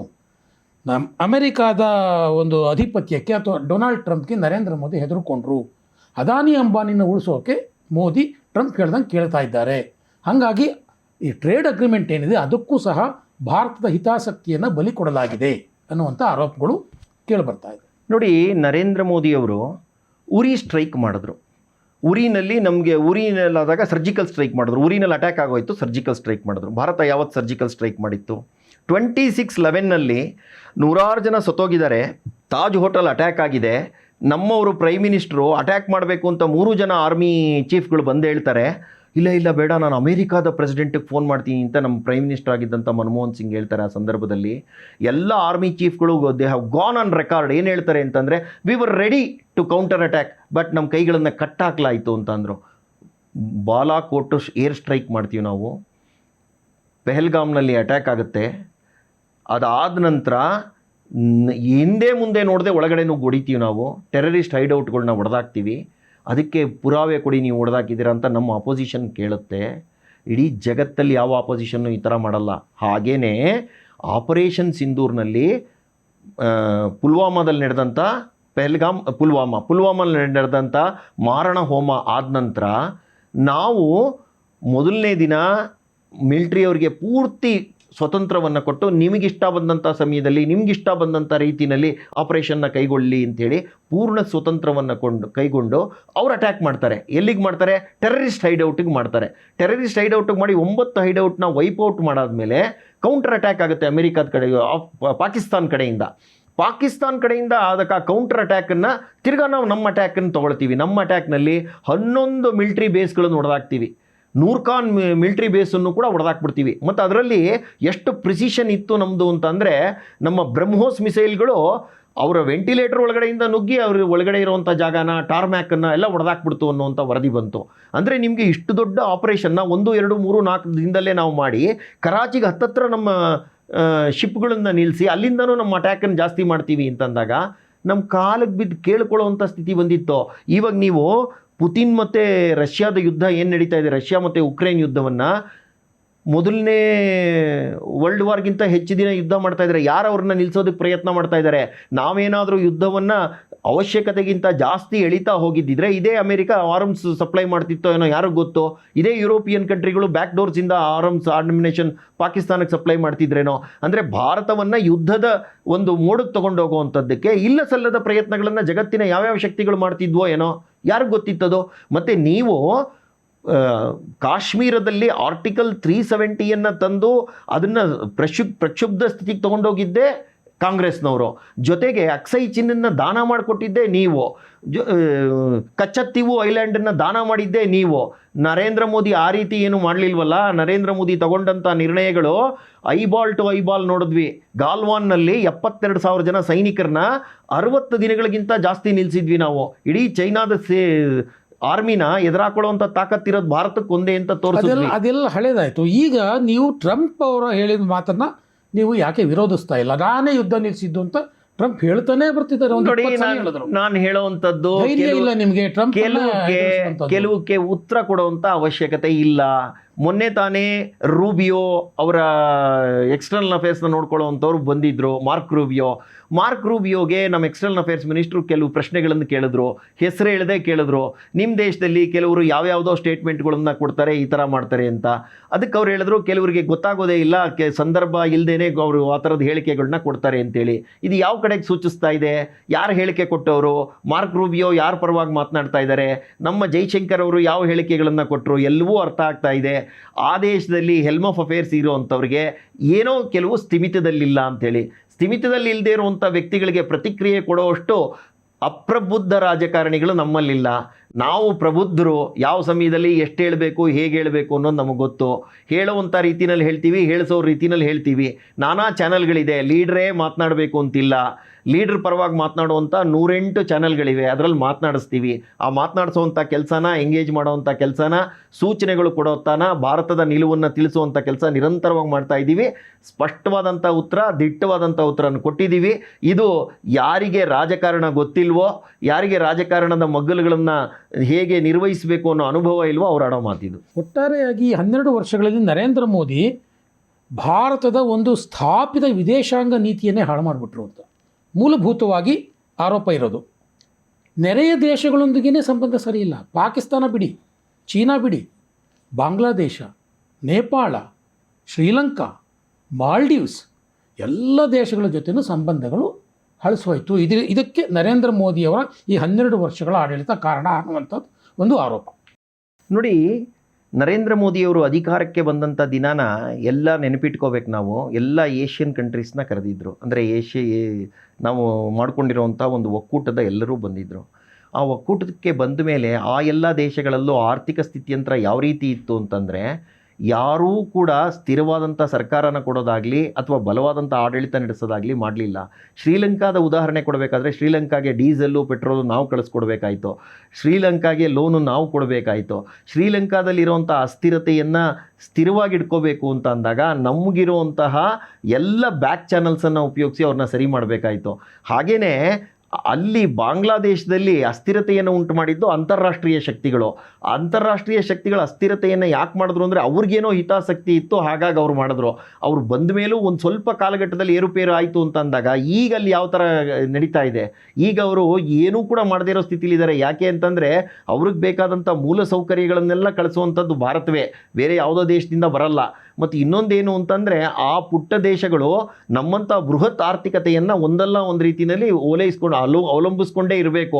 ನೇಪಾಳದಲ್ಲಿ ಬಂದಂಥ ಜೆನ್ಜಿ ನ್ಯೂ ಸರ್ಕಾರ ಏನಿದೆಯಲ್ಲ, ಇದು ಒಂದು ಪೊಪೆಟ್ ಸರ್ಕಾರ, ಯಾವುದೋ ಒಂದು ಬೃಹತ್ ಶಕ್ತಿ ಅದನ್ನು ಅಲ್ಲಿ ಕೂಡಿಸುವಂಥ ಕೆಲಸ ಮಾಡಿ. ಎಲೆಕ್ಟೆಡ್ ಸರ್ಕಾರ ಅದೀಗ, ಈಗ ಎಲೆಕ್ಟೆಡ್ ಸರ್ಕಾರ ಈಗಿರ್ಬೋದು, ಆದರೆ ಇದ್ದಂಥ ಸರ್ಕಾರನ ಅಸ್ಥಿರಗೊಳಿಸಿದ್ ಯಾಕೆ? ನಾನು ಹೇಳೋವಂಥದ್ದು, ನೀವು ನೇಪಾಳದಲ್ಲಾಗಲಿ ಬಾಂಗ್ಲಾದೇಶದಾಗಲಿ ಚುನಾಯಿತ ಸರ್ಕಾರಗಳಿದ್ದಲ್ಲ, ಅಸ್ಥಿರ ಯಾಕೆ ಗೊಳ್ತು? ಅಸ್ಥಿರಗೊಳಿಸುವಂಥದ್ದು ಅಂದರೆ ಚುನಾವಣೆ ಬಂದಾಗ ಬೇರೆಯವ್ರಿಗೆ ಬೇಕಾದ್ರೆ ಗೆದ್ದು ಬರಲಿ. ಅಸ್ಥಿರತೆಯನ್ನು ಉಂಟು ಮಾಡುವಂಥ ಶಕ್ತಿಗಳು ಯಾವುದು ಹಾಗಾದ್ರೆ ಜಗತ್ತಿನಲ್ಲಿ? ಯಾವ ಶಕ್ತಿಗಳು ಕೆಲಸ ಮಾಡ್ತಾ ಇದೆ? ಮತ್ತು ಭಾರತದಲ್ಲೂ ನೇಪಾಳದ ಥರನೇ ಅಸ್ಥಿರತೆ ತರ್ತೀವಿ ಅನ್ನುವಂಥದ್ದು ನಮ್ಮ ವಿರೋಧ ಪಕ್ಷದ ನಾಯಕರು ಮಾತನಾಡ್ತಾ ಇರುವಾಗ ಇವರು ಕೂಡ ಅಸ್ಥಿರತೆಯ ಒಂದು ದೊಡ್ಡ ಭಾಗವಾಗಿ ಕೆಲಸ ಮಾಡ್ತಾ ಇಲ್ವೇನೋ? ಹಾಗಾಗಿ ನರೇಂದ್ರ ಮೋದಿಯವರು ಆ ದೇಶಗಳ ಜೊತೆಯಲ್ಲಿ ಸಂಬಂಧ ಚೆನ್ನಾಗಿ ಇಟ್ಕೊಂಡಿಲ್ಲ ಅಂತ ಅಲ್ಲ, ಅವರುಗಳನ್ನು ಸಂಬಂಧ ಚೆನ್ನಾಗಿ ಇಟ್ಕೋಬಾರ್ದು ಅನ್ನೋ ರೀತಿಯಲ್ಲಿ ಬೇರೆಯವರು ಒತ್ತಡ ಆಗ್ತಾ ಇದ್ದಾರೆ. ಮತ್ತು ಆ ರೀತಿ ಸ್ಟೇಟ್ಮೆಂಟ್ ಕೊಡಬೇಕು ಅಂತ ಅವ್ರು ಯಾವುದೇ ಸ್ಟೇಟ್ಮೆಂಟ್ ಕೊಡ್ರಿ. ನೋಡಿ, ಮಾಲ್ಡೀವ್ಸ್ ಅಷ್ಟೊಂದೆಲ್ಲ ಹಾರಾಟ ಮಾಡ್ತಲ್ಲ, ಇವತ್ತೇನಾಯಿತು? ಮಾಲ್ಡೀವ್ಸ್ಗೆ ಹೋಗಿ ಬಂದರು ನರೇಂದ್ರ ಮೋದಿಯವರು. ಮತ್ತು ಮಾಲ್ಡೀವ್ಸ್ ಮತ್ತೆ ಅವರು ಅಲ್ಲಿ ಅವ್ರದ್ದೆಲ್ಲ ಬಂದು ನಮಗೆ ಸಹಾಯ ಬೇಕು ಅಂತ ಕೇಳೋ ಸ್ಥಿತಿಗೆ ನಾವು ತಂದುಬಿಟ್ವಿ. ಸ್ವಲ್ಪ ದಿನದ ತಾತ್ಕಾಲಿಕ ಫೇಸ್ನಲ್ಲಿ ಹಾರಾಡ್ತಾರೆ, ಆದರೆ ದೀರ್ಘಕಾಲಿಕ ಭಾರತವೇ ಅವರ ಸಹಾಯಕ್ಕೆ ಹೋಗೋದು ಅಂತ ಗೊತ್ತಿದೆ. ಉದಾಹರಣೆ ಕೊಡೋದಾದರೆ, ಆಫ್ಘಾನಿಸ್ತಾನದಲ್ಲಿ ಬೇರೆ ಎಲ್ಲ ದೇಶಗಳು ಆರ್ಮ್ಸ್ ಆ್ಯಂಡ್ ಆಮ್ಯುನಿಷನ್ ಕೊಟ್ಟರೆ ಹೊರತು ಗೋಧಿ ಕೊಡಲಿಲ್ಲ, ಮೆಡಿಸನ್ ಕೊಡಲಿಲ್ಲ, ಅವ್ರಿಗೆ ಬೇಕಾದಂಥ ಮೂಲಭೂತ ಸೌಕರ್ಯಕ್ಕೆ ದುಡ್ಡು ಕೊಡಲಿಲ್ಲ, ಅದನ್ನು ಕಳಿಸ್ಕೊಡ್ಲಿಲ್ಲ. ನಾವು ಅದನ್ನು ಕಳಿಸ್ಕೊಟ್ಟಿದ್ದೋ. ಅಲ್ಲಿ ತಾಲಿಬಾನ್ ಸರ್ಕಾರ ಇದ್ದರೂ ಮಾನವೀಯತೆ ದೃಷ್ಟಿಯಿಂದ ದೊಡ್ಡ ಪ್ರಮಾಣದಲ್ಲಿ ಅದನ್ನೆಲ್ಲ ಕಳಿಸ್ಕೊಟ್ವಿ. ಅಂದರೆ ನಾನು ಹೇಳೋವಂಥದ್ದು, ಮಾನವೀಯತೆ ಇರೋದು ಭಾರತಕ್ಕೆ, ಬೇರೆ ದೇಶಕ್ಕೆ ವ್ಯಾಪಾರದ ಗಮನ ಇದೆ. ಅವರಿಗೆ ಇಲ್ಲಿ ಯುದ್ಧ ಆದರೆ ನಮ್ಮದೆಷ್ಟು ಆರ್ಮ್ಸ್ ಸೇಲ್ ಆಗುತ್ತೆ ಅಂಥೇಳಿ. ಆ ರೀತಿಯ ಯಾವುದೂ ಇಲ್ಲ. ನೇಪಾಳದಲ್ಲಿ ಸಂಬಂಧವೂ ಸರಿ ಹೋಗ್ತಾ ಇದೆ, ಬಾಂಗ್ಲಾದೇಶವೂ ಕೂಡ ಸರಿ ಮಾಡ್ಕೊಳ್ಳುತ್ತೆ. ಎಲ್ಲದಕ್ಕೂ ಕೂಡ ಭಾರತ ಅತ್ಯಂತ ಬಲಿಷ್ಠವಾದಂಥ ಆರ್ಥಿಕ ಶಕ್ತಿಯಾಗಿ ಹೊರಹೊಮ್ತಾ ಇದೆ. 11ನೇ ಸ್ಥಾನದಲ್ಲಿದ್ದವರು 4ನೇ ಸ್ಥಾನಕ್ಕೆ ಬಂದು ನಿಂತಿದ್ದೀವಿ. 2027ಕ್ಕೆ 3ನೇ ಸ್ಥಾನಕ್ಕೆ ಹೋಗೋರಿದ್ದೀವಿ ನಾವು, ಜರ್ಮನಿಯನ್ನು ಹಿಂದಕ್ಕೆ. ಮುಂಬರುವಂಥ ದಿನಗಳಲ್ಲಿ ಇವೆಲ್ಲರಿಗೂ ಕೂಡ ಭಾರತದ ಜೊತೆಯಲ್ಲಿ ಸಂಬಂಧ ಸುಧಾರಿಸ್ಕೊಳ್ಳೋದು, ಆರ್ಥಿಕವಾಗಿ ನಮ್ಮ ಜೊತೆಯಲ್ಲಿ ಕೈ ಜೋಡಿಸುವಂಥದ್ದು ಅನಿವಾರ್ಯ ಆಗಿಬಿಡುತ್ತೆ. ತಾತ್ಕಾಲಿಕ ಫೇಸ್ನಲ್ಲಿ ಬಿಂಬಿಸ್ತಾ ಇರೋ ರೀತಿ ಇದು. ವಾಸ್ತವಿಕ ಅದು ಸತ್ಯ ಅಲ್ಲ. ಒಟ್ಟಾರೆಯಾಗಿ ನರೇಂದ್ರ ಮೋದಿಯವರ ಈ 12 ವರ್ಷಗಳ ಈ ಆಡಳಿತಾವಧಿ ಒಂದಷ್ಟು ಬದಲಾವಣೆಗಳನ್ನು ತಂದಿರೋದಂತೂ ಸತ್ಯ. ಆದರೆ ಇನ್ನಷ್ಟು ಬದಲಾವಣೆಗಳು ಆಗಬೇಕಾಗಿದೆ ಅನ್ನೋದು ಸತ್ಯ. ಸೊ ಆ ನಿಟ್ಟಿನಲ್ಲಿ ಇನ್ನು ಉಳಿದ ಅವಧಿಯ ನರೇಂದ್ರ ಮೋದಿಯವರ ಆಡಳಿತ ಹೇಗಿರುತ್ತೆ ಅಂತ ನಿಮ್ಮ ನೋಡಿ, ನರೇಂದ್ರ ಮೋದಿ ಅವರು ಯಾವಾಗಲೂ ಒಂದು ಮಾತು ಹೇಳ್ತಾ ಇದ್ದಾರೆ, ನಾವು ಅಮೃತ ಕಾಲದಲ್ಲಿ ಇದ್ದೀವಿ ಅಂಥೇಳಿ. ಅಮೃತ ಕಾಲದಲ್ಲಿ ಇದ್ದೀವಿ ಅಂತಂದರೆ ಭಾರತದ ಒಟ್ಟಾರೆ ವಯೋಮಾನ ಈಗ 28 ವರ್ಷ. 28 ವರ್ಷದ ಯುವ ಭಾರತ ಇದು. ಹಾಗಾಗಿ ಬೇರೆವೆಲ್ಲರಿಗೂ ಕೂಡ ವಯಸ್ಸಾಗೋಗ್ತಾ ಇದೆ ದೇಶಗಳಿಗೆ. ಅವರಲ್ಲಿರುವಂಥವರು ವಯಸ್ಸಾದಂಥ ಜನ ಜಾಸ್ತಿ ಇದ್ದಾರೆ. ಇಂಥ ಒಂದು ಕಾಲಘಟ್ಟದಲ್ಲಿ ನಮ್ಗೆ ಆಸ್ಪಿರೇಷನ್ಸ್ ಜಾಸ್ತಿ ಇದೆ. ನಮ್ಮ ಆಸ್ಪಿರೇಷನ್ಸ್ನ ಈಡೇರಿಸಬೇಕು ಅಂತಂದರೆ ನಮ್ಮ ಪ್ರಗತಿ ನಿರಂತರವಾಗಿ ಹೋಗ್ತಾ ಇರಬೇಕು. 7.7% ಗ್ರೋತಲ್ಲಿ ತೊಗೊಂಡಿದ್ದೀವಿ. ಆ್ಯಾವ್ರೇಜ್ನಲ್ಲಿ 7.1% ಗ್ರೋತ್ ಅಂತ ಹೇಳಿತ್ತು. ಕಳೆದ ಸತಿ ಕ್ವಾರ್ಟರಲ್ಲೂ 7.8% GDP ಗ್ರೋತ್ ಅಂದಿದ್ದೀವಿ. ನಾನು ಹೇಳೋವಂಥದ್ದು ಆರ್ಟಿಫಿಷಿಯಲ್ ಇಂಟೆಲಿಜೆನ್ಸ್ ತರ್ತಾ ಇದ್ದೀವಿ, ಸೆಮಿ ಕಂಡಕ್ಟರ್ನ ತರ್ತಾ ಇದ್ದೀವಿ, ಮೆಷಿನ್ ಲರ್ನಿಂಗ್ನ ತರ್ತಾ ಇದ್ದೀವಿ. ಇಲ್ಲೆಲ್ಲೋ ಒಂದು ಕಡೆ IT ಇಂಡಸ್ಟ್ರಿ ಬಲಿಷ್ಠಗೊಳ್ತಾ ಇದೆ, ಗಾರ್ಮೆಂಟ್ ಇಂಡಸ್ಟ್ರಿ ಬಲಿಷ್ಠಗೊಳ್ತಾ ಇದೆ, ಶಿಪ್ಪಿಂಗ್ ಇಂಡಸ್ಟ್ರಿ ಬಲಿಷ್ಠಗೊಳ್ತಾ ಇದೆ. ಅಂದರೆ ಅಲ್ಲೆಲ್ಲ ಕೂಡ ನವಯುವಕರಿಗೆ ಕೆಲಸ ಸಿಗೋದು. ಯಾರು ಹೊಸದನ್ನು ಓದ್ತಾ ಇದ್ದಾರೋ, ಮಾಡ್ತಾ ಇದ್ದಾರೋ, ವಿದ್ಯಾವಂತರಾಗ್ತಾ ಇದ್ದಾರೋ, ತುಂಬ ಕೆಳಸ್ತರದಿಂದ ಇವತ್ತು ಮೇಲೆ ಬರ್ತಾ ಇದ್ದಾರೋ, ಅವರೆಲ್ಲರ ಕೈಗೆ ಉದ್ಯೋಗ ಸಿಗಬೇಕು ಅಂಥೇಳಿ ಜಗತ್ತಿನ ಮ್ಯಾನುಫ್ಯಾಕ್ಚರಿಂಗ್ ಹಬ್ಬಾಗಿ ಭಾರತವನ್ನು ಮತ್ತೆ ನಾವು ತಗೊಂಡೋಗ್ತಾ ಇದ್ದೀವಿ. ಯಾಕೆಂದರೆ ಕಾಂಗ್ರೆಸ್ಸಿನ ಕಾಲಘಟ್ಟದಲ್ಲಿ ಈ ಮ್ಯಾನುಫ್ಯಾಕ್ಚರಿಂಗ್ ಹಬ್ಬನ್ನು ಮಾರ್ಕೊಂಡ್ಬಿಟ್ಟಿದ್ರು ಚೀನಾಗೆ. ಅದನ್ನು ಮತ್ತೆ ಪುನರ್ಸ್ಥಾಪನೆ ಮಾಡಿ 30-40% ತಿರ್ಗಾ ಮ್ಯಾನುಫ್ಯಾಕ್ಚರಿಂಗ್ ಇದಕ್ಕೆ ಹೋಗ್ತಾ ಇದ್ದೀವಿ. ಇನ್ನೊಂದು 5 ವರ್ಷದ ಒಳಗಾಗಿ ನಾವು ಅದನ್ನು 70-80%ಗೆ ತೊಗೊಂಡೋಗುವಂತಹ ದಿನಗಳು ದೂರ ಇಲ್ಲ. ಇಂಥ ಸಂದರ್ಭದಲ್ಲಿ ಎಲ್ಲರ ಕೈಗೂ ಉದ್ಯೋಗ ಸಿಗುತ್ತೆ. ಎಲ್ರಿಗೂ ಕೂಡ ತಮ್ಮ ಜೀವನದ ಉತ್ಕಟ ಆಕಾಂಕ್ಷೆ ಮೇಲೆ ಬರಬೇಕು ಅನ್ನೋವಂಥ ಆಸ್ಪಿರೇಷನ್ಸ್ನ ಕೊಡಲಾಗುತ್ತೆ. ನಾವು ಮಾಡ್ತಾ ಇರುವಂಥ ಕೆಲಸಗಳಿಂದ ಅವ್ರ ಕೈಗೆ ಉದ್ಯೋಗದ ಜೊತೆಗೆ ಆರ್ಥಿಕ ಶಕ್ತಿಯೂ ಒಂದನ್ನು ಕೊಡ್ತೀವಿ. ಇದ್ರ ಜೊತೆಯಲ್ಲಿ ಎಲ್ಲ ಕಡೆನೂ 22 ರಾಜ್ಯಗಳಲ್ಲಿ BJP ಆಳ್ವಿಕೆ ಇದೆ. ಎಲ್ಲೋ ಒಂದು ಕಡೆ ನಾವು 2-3 ರಾಜ್ಯದಲ್ಲಿದ್ದೀವಿ ಅಂತ ಅಲ್ಲ, 75% ಜನಸಂಖ್ಯೆ BJP ಆಳ್ವಿಕೆಗೆ ಒಳಪಟ್ಟಿದೆ ಇವತ್ತು. ಹಾಗಾಗಿ ಮುಂದಿನ ದಿನಗಳಲ್ಲಿ ನಮ್ಗೆ ಇನ್ನೂ ಇದೆ. ನೀವು ಹೇಳ್ದಂಗೆ ಕರ್ನಾಟಕವನ್ನು ಗೆಲ್ಲೋದಿದೆ, ತೆಲಂಗಾಣನ ಗೆಲ್ಲೋದಿದೆ, ಕೇರಳವನ್ನು ಗೆಲ್ಲೋದಿದೆ. ಈ ರೀತಿ ಗೆಲ್ಲುವಂಥ ಜಾಗಗಳು ಇದೆ. ಇದನ್ನು ಗೆದ್ದಾಗ ಭಾರತವನ್ನು ಇನ್ನಷ್ಟು ಶಕ್ತಿಶಾಲಿಯಾಗಿ ಮಾಡ್ತಾ, ಇನ್ನಷ್ಟು ಬಲ ತುಂಬ್ತಾ, ತಳಮಟ್ಟದ ಜನರಿಂದ ಹಿಡಿದು aspirational young generation Gen Z ಇವ್ರಿಗೂ ಕೂಡ ಶಕ್ತಿ ತುಂಬ್ತಾ ಮುಂದಕ್ಕೆ ತೊಗೊಂಡೋಗೋವಂಥ ಕೆಲಸಕ್ಕೆ ರೋಡ್ ಮ್ಯಾಪ್ ರೆಡಿ ಇದೆ. ಅದಕ್ಕಾಗಿ ನೀತಿ ಆಯೋಗದ ಸಭೆಯೂ ನಡೀತಾ ಇದೆ. ಆ ಸಭೆಯಲ್ಲಿ ರೋಡ್ ಮ್ಯಾಪ್ ಇದೆ. ಮುಂದಿನ ಬರುವಂಥ 10 ವರ್ಷಗಳು ನರೇಂದ್ರ ಮೋದಿ ಮಾತನಾಡೋದು ಯಾವಾಗಲೂ ಕೂಡ 2047ಕ್ಕೆ ನಾವು ಒಂದು ಬಲಿಷ್ಠ ರಾಷ್ಟ್ರವಾಗಿ ಹೊರಹೊಮ್ಮಬೇಕು ಅನ್ನುವಂಥದ್ದನ್ನೇ ಮಾತನಾಡ್ತಾ ಇರ್ತಾರೆ. ಅವ್ರು ಯಾವಾಗಲೂ 5 ವರ್ಷದ ಯೋಜನೆ ಆ ಥರದ್ದು ಮಾತನಾಡಲ್ಲ. ಹಾಗಾಗಿ ತುಂಬ ಜನಕ್ಕೆ ಏನು ಅಂತಂದರೆ, ಹಾಗಾದ್ರೆ ನಿಮ್ಮ ಯೋಜನೆ ಏನು ಅಂದರೆ, ನನ್ನ ಯೋಜನೆ 30 ವರ್ಷದ್ದು ಅಂತಲೇ ಮಾತನಾಡೋದವರು. ಇದು ಯಾವಾಗಲೂ ಒಬ್ಬ ವಿಷನರಿ ಮಾತನಾಡುವಂಥ ಮಾತುಗಳು. ಹಾಗಾಗಿ 30 ವರ್ಷಕ್ಕೆ ಒಂದು ಭಾರತ ಒಂದು ಪ್ರಗತಿಪರ ರಾಷ್ಟ್ರವಾಗಿ ಹೊರಹೊಮ್ಮಬೇಕು ಅನ್ನುವಂಥ ಚಿಂತನೆಯೊಂದಿಗೆ ಅಮೃತ ಕಾಲದಲ್ಲಿ ಬರ್ತಾ ಇರುವಂಥ ಎಲ್ಲ ಯಂಗರ್ ಜನ್ರೇಷನ್ನ ತಗೊಳ್ತಾ, ಹಾಗೇ ನಮ್ಮಲ್ಲಿರುವಂಥ ಇಂಟೆಲೆಕ್ಟ್ ಕ್ಲಾಸು ಮತ್ತು ಯಾರು ಈಗ ವೃದ್ಧಾಪ್ಯಕ್ಕೆ ಹೋಗ್ತಾ ಇದ್ದಾರೋ ಅವರ ಆರೋಗ್ಯವನ್ನು ನೋಡ್ತಾ ಮುಂದುವರಿಯುವಂತಹ ದೊಡ್ಡ ಒಂದು ಕೆಲಸಕ್ಕೆ ನರೇಂದ್ರ ಮೋದಿ ಕೈ ಹಾಕಿದ್ದಾರೆ. ಮುಂಬರುವಂಥ ವರ್ಷಗಳಲ್ಲಿ ನಾವು ಅತ್ಯಂತ ಬಲಿಷ್ಠ ರಾಷ್ಟ್ರವಾಗಿ ಹೊರಹೊಮ್ಮೋದು ನಿಶ್ಚಿತ. ಕೇಶವ ಪ್ರಸಾದ್ ಅವರೇ, ಈ 12 ವರ್ಷಗಳ ಅವಧಿಯಲ್ಲಿ ಆಗಿದ್ದೇನು, ಆಗ್ತಾ ಇರೋದೇನು, ಆಗಬೇಕಾದ್ದೇನು, ನಿಶ್ಚಿತವಾಗಿ ಆಗುವಂಥದ್ದೇನು, ಇದೆಲ್ಲವನ್ನೂ ನೀವು ಸವಿಸ್ತಾರವಾಗಿ ಮಾತಾಡಿದ್ರಿ. ಇಲ್ಲಿ ಬಂದು ಈ ನರೇಂದ್ರ ಮೋದಿಯವರ ದಾಖಲೆಯ ಆಡಳಿತಾವಧಿಯನ್ನು ವಿಸ್ತೃತವಾಗಿ ಮತ್ತು ಭಾಳ ಪರಿಣಾಮಕಾರಿಯಾಗಿ ವಿಮರ್ಶೆ ಕೂಡ ಮಾಡಿದ್ದೀರಿ. ನಿಮಗೆ ಹೊಸ ದಿಗಂತದ ಪರವಾಗಿ ಧನ್ಯವಾದ. ನಮಸ್ಕಾರ.